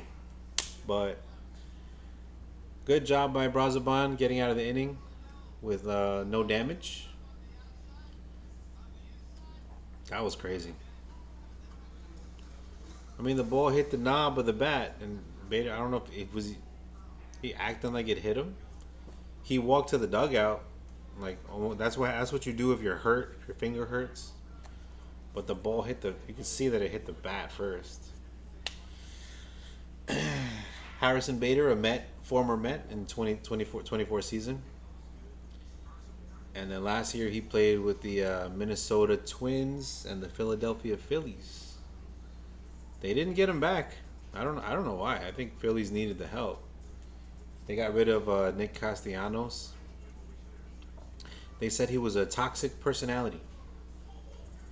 There was a game where they took him out for defense, and like late, like if you're not a good defender in the 8th or ninth inning, let's say your team is up by 2 runs maybe, and you need defense more than offense, you'll take out your bad defender in the outfield, and you'll put in like a Tyrone Taylor type, like somebody who's good at defense, doesn't hit much. So they did that to Nick Castellanos, and I guess his family was in town when they did it, so he just got pissed off. He ran to the back, he got a beer, and he sat next to the manager, drinking the beer in the dugout. So then the next year they tell Nick Castellanos, we don't want you back, and now he's with the Padres. So we'll see how Castellanos does over there. He was a Philly that would beat up on the Mets, especially in the playoffs. It seems like he was the only clutch one that they had when the Phillies would play the Mets, but they got rid of him. So I don't know why you wouldn't get Bader back. I mean, Bader wasn't that bad. He was good with the Phillies, but it looks like this season he's struggling a bit. As Benj is up 0 for 3 He's Benj is one of the big stories of the Mets. You know, coming the Mets off season, him getting the chance to start at right field. He hit for a high average in the at every level in baseball, like AAA, AA. But it looks like he's being fooled by the off speed stuff. He just looks a little too aggressive. He's not making a lot of contact with the baseball. As he takes a ball high, 3-0.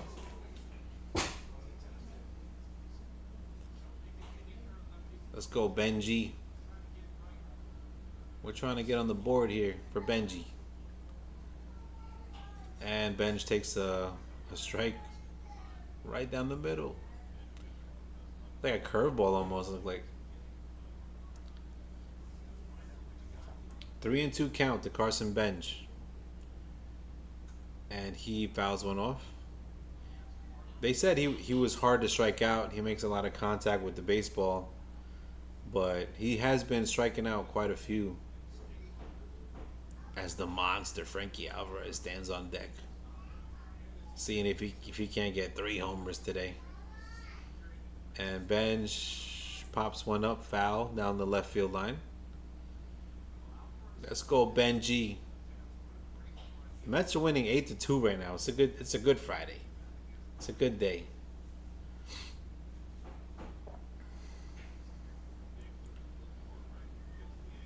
As Taylor's trying to get ready for his at bat. Benj fouls it off. See, this is what I like about Benj. He's not in this at bat at least. He's 3-2. He's fouling off a lot of good pitches. You know, he's not just striking out meekly.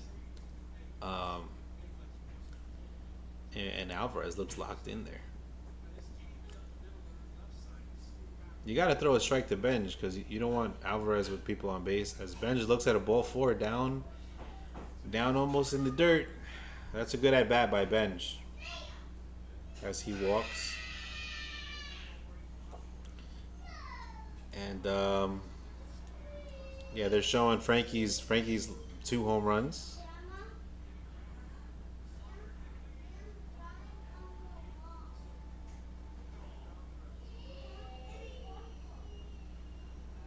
As Frankie looks at the first pitch, he fouls it off. Strike 1.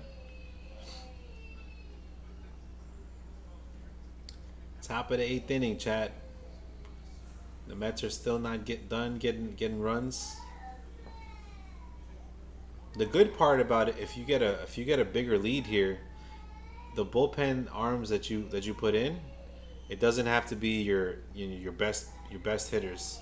As Alvarez lifts one up, it's deep. Harrison's gonna catch it on the warning track. Benj, I don't know if he tried to tap. Alvarez almost hits 3 home runs in one game. That was deep to the warning track. I thought it was gonna fall off the wall, but Harrison Bader's a great center fielder out there, man. He's got a lot of speed. So it's impressive the amount of hits that the Mets have hit to center field today. Because Harrison Bader, he covers a lot of ground.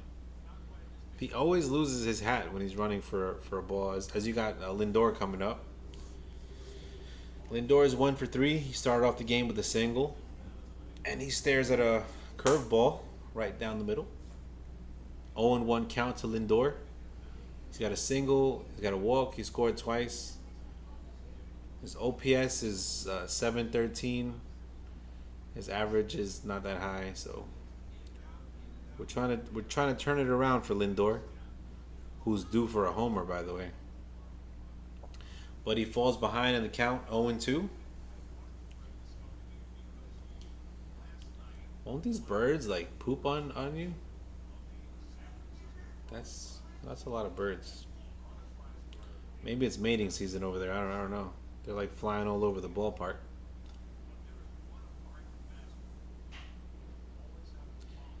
In Benj's first start in right field in Citi Field, there was a bird that just fell, and no, there was 2 birds and they just collided. They just ran into each other, and one of them died and just fell in the outfield. And Benj is looking at this bird like, is anyone gonna pick this up? And then of course you know how the Met fans are. they're like cheering. They're like, pick it up, and Benj is like, ew, I'm not picking that up. So people are saying that as Benj steals the third base. So people were saying like, good for Benj that he doesn't let the Met fans boss him around. But there was literally a dead bird in the outfield. Yeah, that's Benj's third stolen base of the season.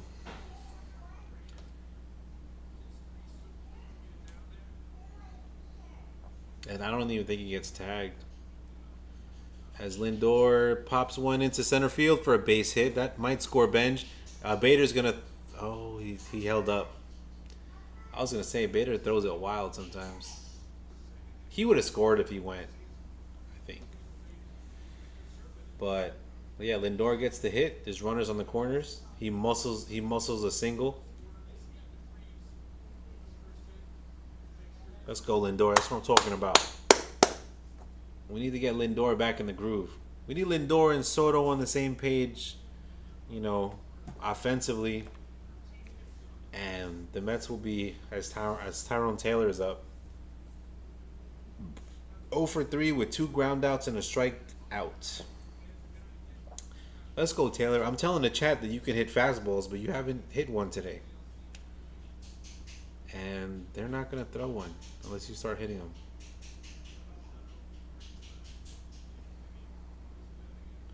I mean, at least Taylor got his at-bats, with Soto getting injured. It must be hard to, be the fourth outfielder, not getting a lot of playing time.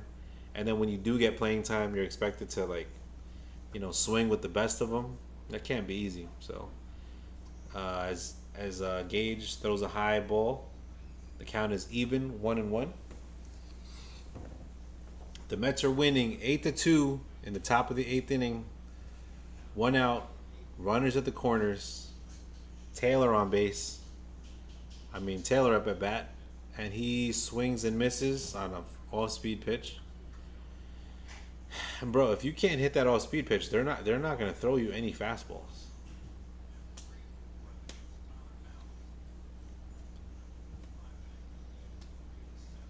Let's go, Taylor. Bunt. I don't know what you're going to do. As he stares at a high ball, 2-2 count to Tyrone Taylor. As Gage threw 30 pitches. What a name. Gage. You need to calm down when the rage comes to you, or the gauge will come to you. As Taylor fouls it off, 2-2 count.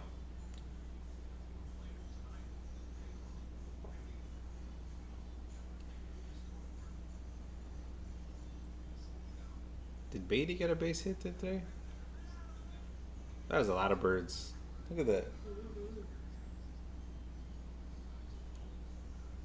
And Taylor's going to pop one up to Young Ho Lee, or the second baseman, catches it for the second out. And you got Bo Bichette coming up. Yeah, Bo. That's what I'm talking about. Bo Bichette.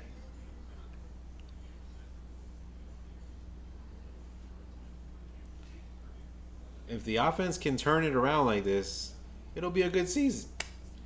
If we play the way we played earlier, on and just not getting good hits, not getting timely hits with runners in scoring position, then it'll be a long season, But we here, Mitchie Met Podcast 2026. We're gonna be bringing live streams, game reactions, predictions, whatever you want to do. We'll be here. I appreciate anybody who's following the stream. Hit a like, sub, share if you want. And you got Bo Bichette. Yeah, Bo the Met. Bichette, 3 for 4, 2 singles, a double, 2 runs, and a ribby today. That's what I'm talking about, Bo. We got to turn things around. Yeah, I knew Bo couldn't be bad. He can't be bad forever if he's a good hitter. So he's just getting acclimated. He's not trying to do too much. As he's waiting on the second pitch, he's gonna take that for a strike. High 1-1 to Bo Bichette.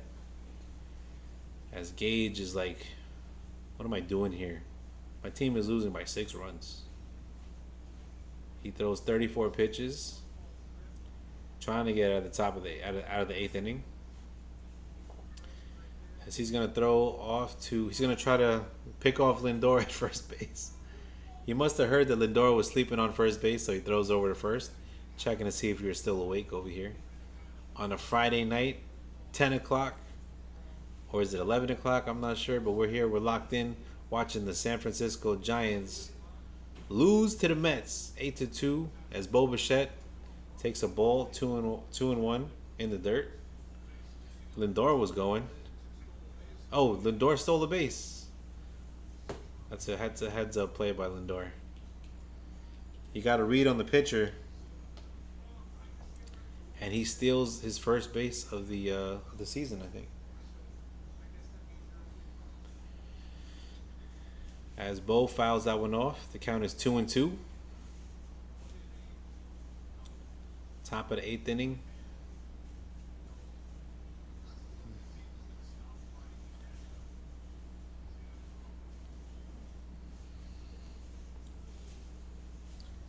Let him know, Bo.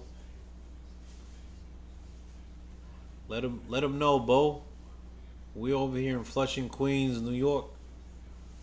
He strikes out. He foul tips it into the catcher's mitt for strike 3. Bottom of the 8th coming up. The Mets have the 8-2 lead. We'll see if Brazoban still pitches. I don't see why you would take him out. I would say save your bullpen, keep Brazoban in there, and maybe put Luis Garcia to pitch the 9th. I know what you're saying. I mean, you might not want to get too cute and put your worst bullpen pitchers out there, but I think this is a situation where you want to use your bad bullpen pitchers. The Mets are winning 8-2. Let's go. This is what baseball is about. Watching your team win the ball game. But yeah, appreciate you guys locking in with me, chat.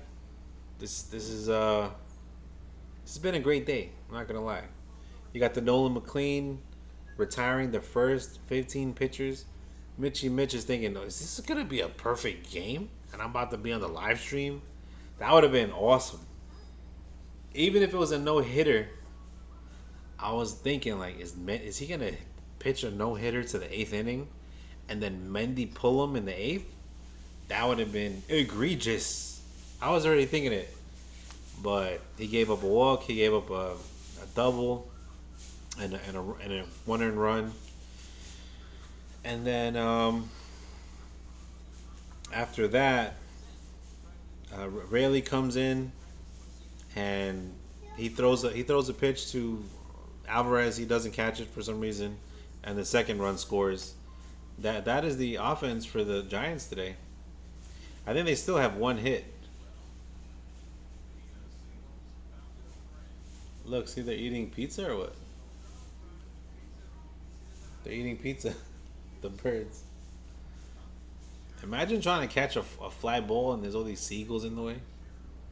That looks like 20 baseballs coming at you.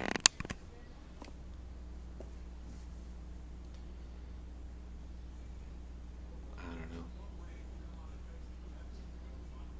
Wow.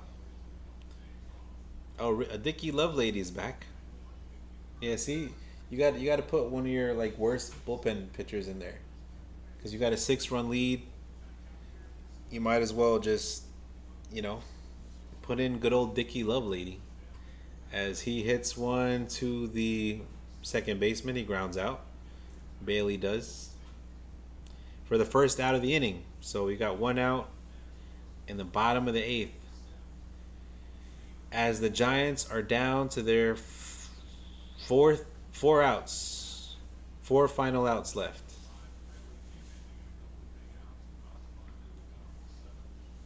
Yeah, Raley and Brazoban did their job. he did is Yob. As Love Lady throws a strike, took Encarnacion.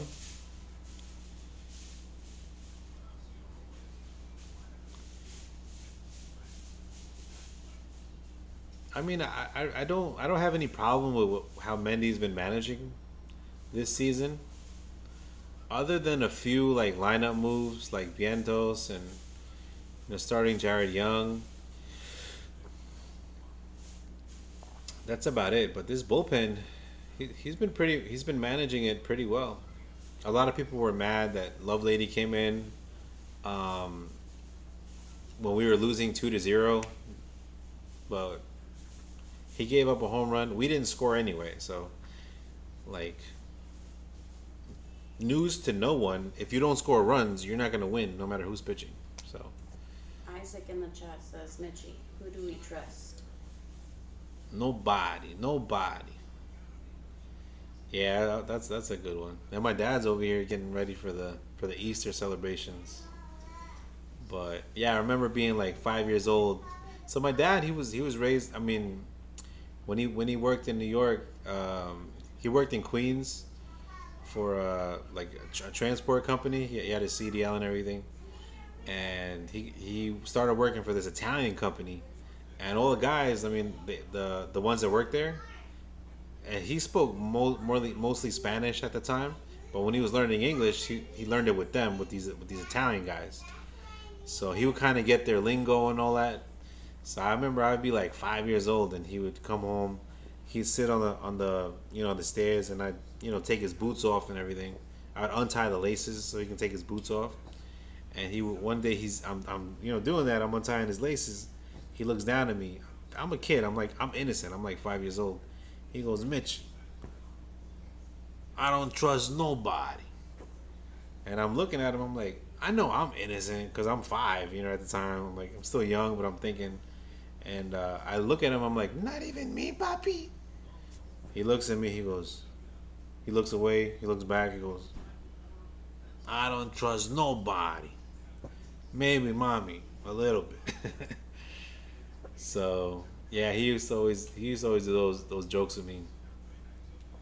But yeah, he used to take me to the warehouse. A bunch of Italians over there, and they would like that brown tape, that packing tape. They would ball it into a baseball, and I would just have a stick, and they would just pitch at me, and I would just hit. Home runs in the little warehouse with the stick and a ball made of tape. So yeah, it was good Mitchy Mitch childhood memories there, man. Shout out to Isaac Gofrak. I was asking where Jaime was the other day, Isaac. Um, but yeah, the Mets are winning 8-2. Yo, Isaac, you still working night shift? We work in the night shift right now. As the Mets have the 8-2 lead. In the bottom of the eighth, there's one out. Somebody just hit a double as I was telling that story. So there's a runner on second. Willie Adames is up. Top of the order, kid. Come on, Dickie. Let's get out of this inning. His name is Richard, but he said call me his Dickie, and his name is Lovelady. I don't know. He might be sent to the minors. I'm surprised he's still on the team. He's still looking for him. He's still looking for who? That's Isaac. Oh, he's look. Where's Jaime? As a Lovelady throws a ball in the dirt, the runner advances to third. Yeah, this is why I'm surprised Lovelady is still on this team. But 3-0 and he bounces one in the dirt.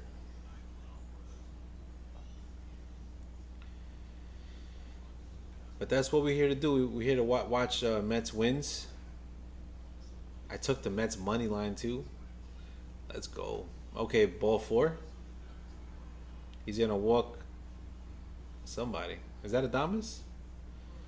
I think that was, Isaac's driving to Houston right now. he's driving to Houston.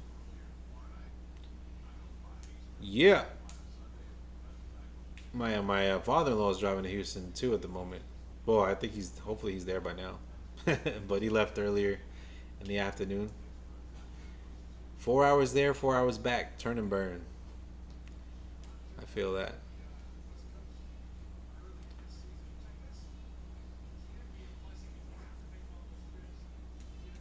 Yeah, Isaac. Remember, we would drive down to San Antonio in that truck, CDL truck, that 18 wheeler.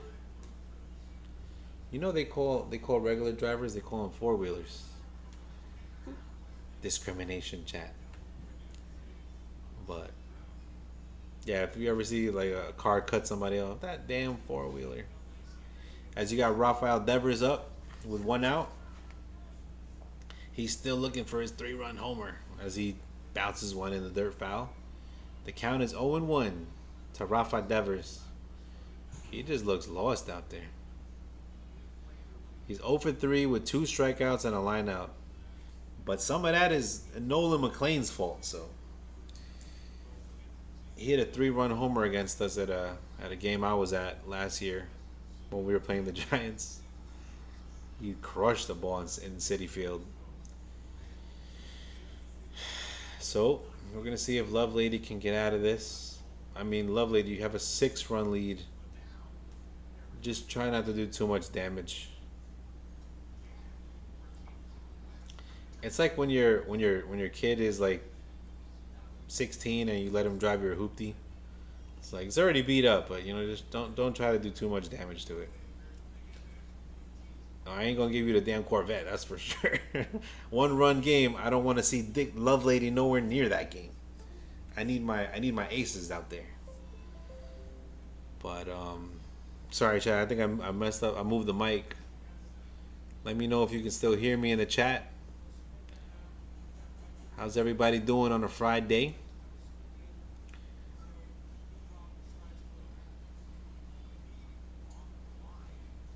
Yeah, back in my truck driving days, I'd be like, in New York we don't close that early. We're the city that never sleeps. And then my friend Isaac would be like, go back to New York then. I'm in New York right now. I'm watching my Mets play. Let's go as Devers strikes out. Let's go, Lovelady. Devers got 3 strikeouts today. That's what I'm talking about. But yeah, in my day job, I'm a nurse. I'm living in Texas now, so whenever I offer somebody like coffee, like you want a coffee, you want water, coffee, sugars, 2 creams, 1 sugar, they all know, they hear my accent, so yeah, they'll always get that like, oh, where you from? You're not from here. But so I learned how to say water. I saw a video on Facebook and there was like a New Yorker moving to Florida, and he's like practicing. He's like, "Can I get water?" But yeah, man, we're gonna go to New York in July, I think. So I'm gonna go to the deli and I'm gonna be like, "Yo, let me get a BEC, no SPK, a bacon, egg, and cheese, 2 egg scrambled, American cheese." No salt, pepper, ketchup, chat. If you're ever out there. As Arias lifts one up, Lindor can't go get it. A little pop up. So that's gonna fall for a base hit. A little pop up, chat. It's okay. We still live on. It's 8-3. 1 run scores.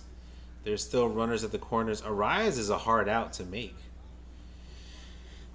So yeah. Oh, I just found my phone. We're still trying to get at the bottom of the 8th inning. And so look, if we would have put our best bullpen pitcher out there, the game would be over already. But you don't want to waste those pitchers. It's a long season, so now they're trying to make Mitchie Met suffer for the last 4 outs. Yeah, there's 4 outs left. We need 1 out here. As he throws a strike, he throws that slider in for a strike 1.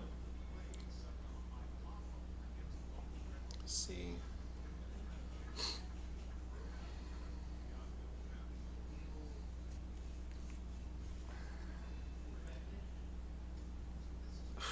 This umpire is like just pissing me off. He throws a slider. It's on the corner. And he doesn't call the strike. God, Beatty.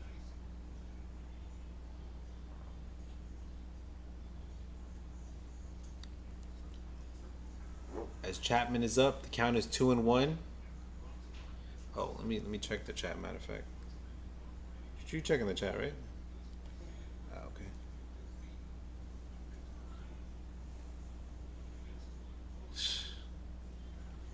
Yes, sir.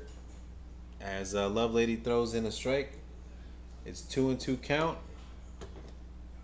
2 outs in the 8th inning. We just need 4 outs. As the Giants are down to their last strike of the inning. Sean Manaea looks on. Sean Manaea pitched well. They call him the Samoan. I forgot what they call him.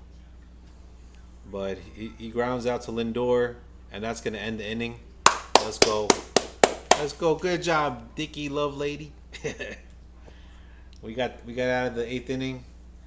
We're going to the 9th. I don't even know who's up right now, Chad. That was a long inning. Well, you got to do that. You got to put Love Lady in. Let him, because you're not going to use him in a close game. In a close game, you want your best pitchers out there. You want Luke Weaver, Devin Williams. Braziban pitched today. He was one of your good pitchers. Raley pitched today. He's one of your good pitchers. So Tobias Myers might be available tomorrow. You know, in case. Who's gonna get the start tomorrow? I'm wondering. Let me see. Let me check the rotation here. See, Mitch is old school. I still write stuff down. When I was in 9th grade, they had to teach me what a Scantron was. I didn't know what was going on. No. Here you go. So you got Nolan McLean. So you're gonna have Clay Holmes up tomorrow, and then Sunday you're gonna see Kodai Senga apparently. This is gonna be Kodai's first time this season pitching on 5 days rest. So we're gonna see how he does. He usually pitches he usually has a 6-man rotation, but now he's got a 5-man rotation. We're gonna see if he can finally get acclimated to USA baseball. But ever since he came from Japan, we've been doing like a 6-man rotation with him. But yeah, that was like 3 years ago. So we're gonna see how he does. If he doesn't do well, then maybe you want to save Tobias Myers for Sunday. If he pitches like 3 innings, maybe Myers can pitch like another 3 or 4 innings. And it's tough being a baseball manager. You have 162 games, that's 9 innings, and you got to find a way to make all those outs. As Luis, you got to find pitchers to get those outs for the whole year. As Robert swings and misses on strike 1, here comes the second pitch. It's low. The count is 1-1 to Luis Roberts Jr. Some people call him Lou Bob, but he doesn't like that nickname. He's Dominican. Like, how is he gonna say Lou Bob? As he takes a ball high, 2-1. My uncle Luis is Dominican. He says as soon as the kids are learning how to walk, they wake up in the morning, they ask for their cereal, their breakfast, and the baseball bat. That's what my tío Luis says. Umbate. As Miller falls behind Roberts Jr. for a 3-1 count, and he's gonna walk him. That's what I like. This is gonna be a good series if these pitchers pitch like this. He walks Luis Roberts Jr. There's gonna be a runner on first. Nobody out. And with this lineup, you got Brett Beatty up next. Okay, so Mitchie Met picked Brett Beatty to get a hit today to complete the parlay, chat. And he swings and misses, and he's 0 for 4. This guy can't get a hit to save his life tonight. All the other legs hit. You just need Brett to get one hit. Just pop it into center field like Lindor's been doing it. Come on, Beatty. And that was like my regular underdog parlay. But we'll see. Count as 1-1. Brett, if you get a hit, we can be friends. He's got a .185 average and a .444 OPS. That is terrible, chat. That's no good. We gotta do better than that, Beatty. As he takes a ball, 2-1. 97 mile an hour fastball. That's that heat. That high heat. Let's go, Beatty. I'm not taking Vientos out until he goes like 0 for 4 a couple times. As Beatty fouls one off, it's 2-2. He's down to his final strike, and you got Luis Garcia warming up. I like that. I like that move, Mendy. Mendy, me and you are right here. Like, you don't got to throw in your best bullpen pitchers. Throw in Garcia. Throw in Lovelady. I forgot Lovelady was on the team. As Beatty gets a hit. Oh, let's go. The parlay hits. Let's go, Beatty.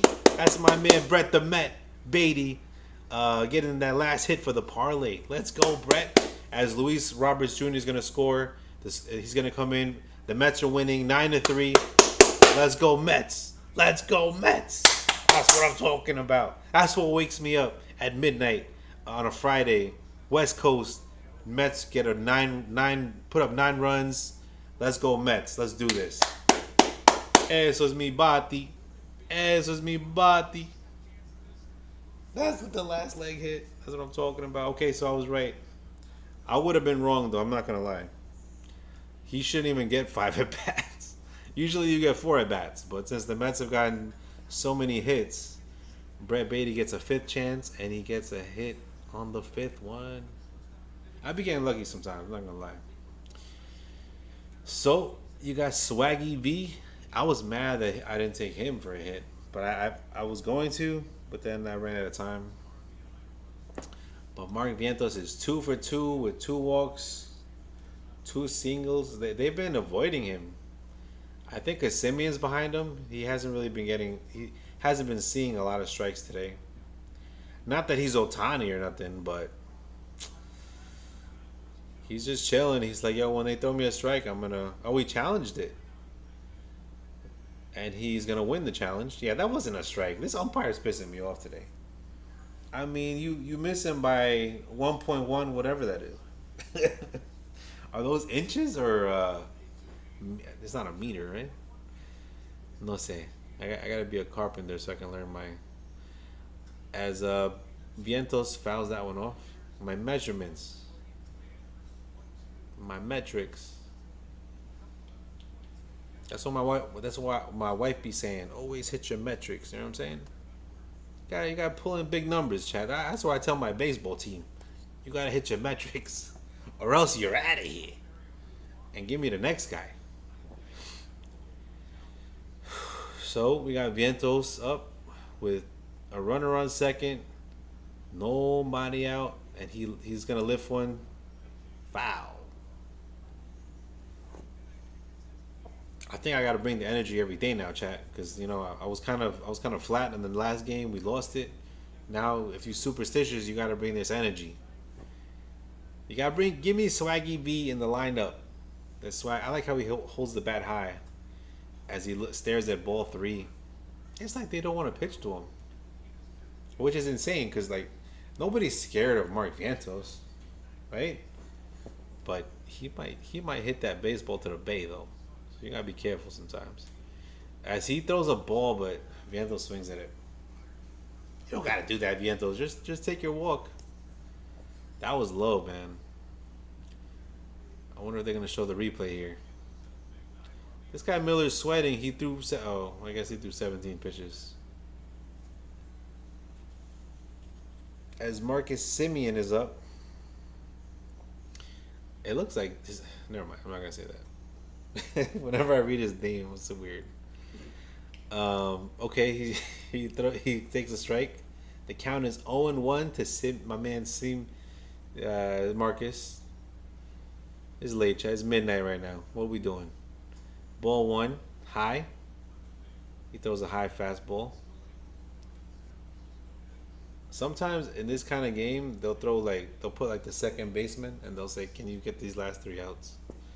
And it's like a home run batting practice. As Simeon gets a base hit, we're gonna see if that runner holds up on second. Yeah, Beatty doesn't want to have calf tightness, so he held up on third. That's okay. Runners at the corners, 1 out, and you're gonna have the kid, Carson Bench. The kid is up.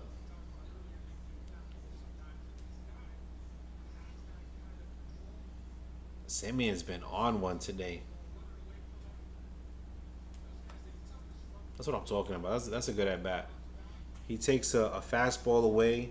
He doesn't try to pull it, because if you try to pull it, what's gonna happen is you're gonna pop it up. So he just pokes the barrel out there, goes the other way with it as he hits. Does he hit Bench? No, he throws a ball high and inside for a ball one. Yeah, if you just get the barrel of the bat on the ball, that's what he did. He goes the other way with it. There's a big hole between first and second base, and that's where Simeon got his hit. That's good hitting right there. As Benji swings and misses. He's swinging at bullshit. Come on, Benji. You don't got to do that. That's not you. You don't swing at those bad pitches. If he's going to throw in the dirt, then let him do it. You don't got to swing at that. The Met fans already love you, so you don't got to do too much. Just swing at good pitches. See? Checks his swing there. Ball 2. You got to walk before. If they don't want to throw you strikes, you do not swing that baseball bat. Come on, Benji. He's like looks like my nephew out there. Young kid, ready to come up and do some damage. That's a strike. They're gonna try to use your aggression since you're young. They're gonna try to use your aggression against you. As one of the Met greats, Tom Seaver's up. They're comparing his numbers. He won the 1967 Rookie of the Year. They're trying to compare that to Nolan McLean. Don't do that yet, all right? We're not talking about Tom Seaver right now. This is Nolan McLean's time. Let him have his time. We don't gotta start measuring him up to Tom Seaver in the 70s. As Bench takes a ball, he grounds it to second base, and that's all they're gonna get. Beatty comes home, so the Mets are winning 10-3. That's what I'm talking about, Bench. That's an RBI right there. We take that. We take those. We didn't get those last year. we couldn't score runs to save our life last year. As they're still putting up the Seaver numbers. That's the statue outside of Citi Field, Tom Seaver. Helped win the 1969 World Series for the Mets. As Miller, where you going? I guess he's going to the bullpen. His day's done. I'm like, Miller, what the hell are you going? There's another out. I guess I didn't see that they took him out because Tom Seaver, they had the Tom Seaver numbers up there. Imagine the guy's like, Miller, get back there. We still got one more out. You couldn't get that last out? Come on, Miller, man. That's Carson Bench. I mean, he did get the out, but he gave up an RBI. 10-3. Who do you put out there? I'll pitch out there if you want me to get, it's going to be 20 miles an hour, but you've seen those games, right? When like the second baseman will pitch like a 40-mile-an-hour ball, and it's like it's even hard to hit because they're used to hitting like these 100-mile-an-hour fastballs. But yeah, this is a good win for the New York Mets. I mean, we looked like we were struggling. We were struggling. We didn't look like it. We were struggling. And for the team, the people are wondering if Soto likes Lindor, if Lindor likes Soto, if what's going on, if Bo is feeling too much pressure. Come on, man. We don't gotta be. Let's just win. Winning fixes a lot of problems. You can say so and so's wife doesn't like so and so. That's besides the point. If you're winning, everybody's happy. So Hopefully this season we can have a winning season with this lineup, with the way they're hitting, the pitching that they have right now. The Mets gonna do some damage, I think. You know, if we keep playing like this, 15 hits today. That's what I'm talking about. Let's go. I forgot my parlay hit. As you got Frankie Alvarez looking at hit his third dinger. They're not gonna throw him those strikes. So Caleb is pitching. I like what the Mets are doing today. We're wearing out their bullpen. See, baseball, a lot of it is just strategy. You got 162 games, but in one series, you have a strategy as well. You know, get to their bullpen, get the starting pitchers out early, and do damage and win the ball game. That's the point. The Mets were able to save their bullpen today, which is good because we're gonna play like, I don't know, like 8 games in a row before a day off. So you gotta be smart with how you use your pitchers. As Frankie Alvarez is trying to hit a seagull out there. There's swarming seagulls out there in the outfield, and he lifts a foul ball down the first baseline. Yeah, it must be hard if there's like a million seagulls in the sky and I'm trying to look for a baseball, like trying to catch a pop up. That's insane. I've never seen that before. There have been some like cats and squirrels that be running on the field sometimes. As Alvarez strikes out, you got the bottom of the ninth coming up. Jung Ho Lee, Jesus, and some is coming up in the bottom of the ninth. It's too many names, Chad. Well, we used to like one name or two names. There's a lot of Japanese players too. You got Shohei Ohtani. You got Kodai Senga. We got one on our team. The Mets haven't got like a lot of Japanese players back in the day. I mean, recently. You know, Yamamoto, David Stearns was looking to get, but of course he went to the Dodgers. They like that Pacific Ocean over there. What do you want us to do? I like that Senga wanted to. He when they interviewed him, like, Senga, how do you feel about getting traded? You haven't really done well. He goes, I want to stay with the New York Mets. That's what I'm talking about, Kodai. Like that. If you say that, then I want to keep you. You know what I'm saying? Because sometimes people are too quick to, like, they fail in New York and they're like, okay, send me to Milwaukee. You know what I'm saying? Kodai in his last outing, he struck out 9. You can't get better than that. I'll take that every day and twice on Tuesday. As we're waiting for Jung Ho Lee to lead off. I'm not even making fun of him. This guy hit like 20 hits against us last year. So he tortured the Mets last year. In this same series, like when we were home, when San Francisco was home, he kept hitting the ball to the little. He got like, I don't know how many triples. As the Jung Ho Lee fans are out there holding out their towels, their posters. He's popular out there. You know, San Francisco, the same area. You know, they got the Pacific Ocean out there, so kind of close to Japan. I don't know if he's Japanese though, but I think he is. Usually they come from Japan, these great baseball players.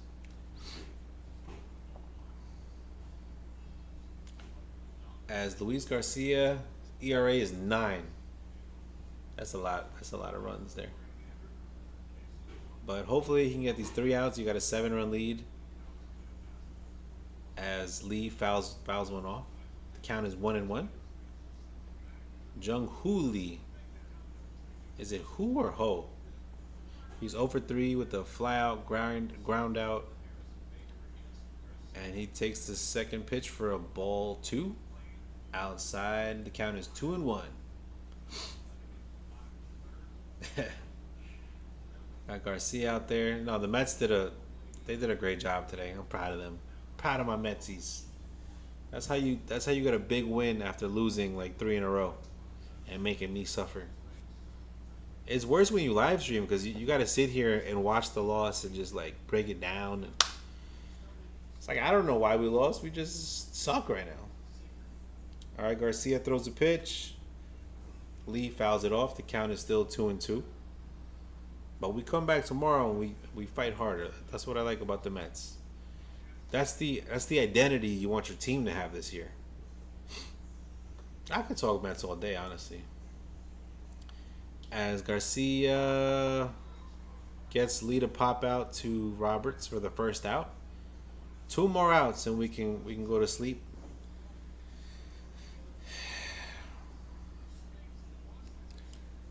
As my family invited me to watch the Mario movie tomorrow. My kids don't even watch Mario. Am I a bad dad now? I didn't buy them. I didn't show them Mario Kart. I never played Mario Kart either. As Garcia goes he bounces the ball in the dirt. Ball Juan to Ramos.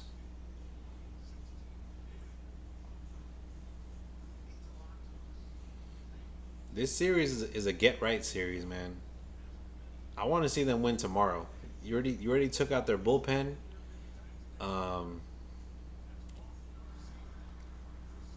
As Garcia kicked the ball for some reason. Why don't you get out of the way, Garcia? Let your defense. So the ball gets to him and he kicks it, and then Simeon, the change in direction, he's not able to scoop it up. It's kind of not his fault. They're making it his fault. So you got a runner on first. Harrison Bader's back up. Jesus. Bader is not doing well against us. And last year with the Phillies, he was killing us. Why'd they let him go? The Mets? No, the Phillies. I think they're being cheap, I think. That's what I think. I don't know why you wouldn't sign him. I mean, he's not doing well right now, but for the Phillies last year, he played pretty well. He killed us. Like we traded him away. We didn't re-sign him. We kept Taylor. He took it personal. Even when he was playing with the Twins, he would hit against us last year. And he struck him out for the second out. Now the Giants are down to their final out. So yeah, man, we sat here for 27 outs watching this game for you guys. Hopefully you guys can give me a like. If you like what you see, hit that sub button. And you can share if you care, you know what I'm saying? But I'll be here anyway, so if you want to come hang out, watch us stream, we'll be doing some reaction videos, some breakdowns, make some picks, have some fun. It's baseball season. What else are you going to do? Hang out with your boy Mitchie as he watches his Mets. Hopefully take us to the promised land. As Luis throws a ball to Bailey, 1-1.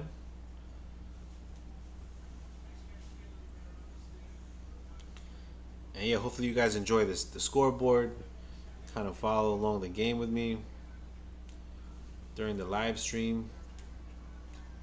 And Bailey hits a pop-up to Benji, and that'll end the game. The Mets win! I repeat, the Mets win! 10-3. Let's go. We taking 3 out of 4 from San Francisco. Let's go Mets. Let's do this. Brutus. Yeah, so we got a great win today. Swaggy V, keep him in the lineup. Like things that stand out. Frankie Alvarez, he ate his steak for lunch today. He hit 2 home runs. Bo Bichette getting getting some RBIs. Nolan McLean threw a perfect game for 15 outs. That was amazing. 5 innings, nobody can get a hit, a walk, nothing. And I was hoping that he can get that perfect game. I gotta watch for love of the game. I try to show it to my wife. She falls asleep. It's a great baseball movie though. Anyways, chat. I think that's gonna be it. I don't know if I'll stream tomorrow, but if I do, I'll pop up on a live. You join, hang out with your boy. Always remember, you gotta believe.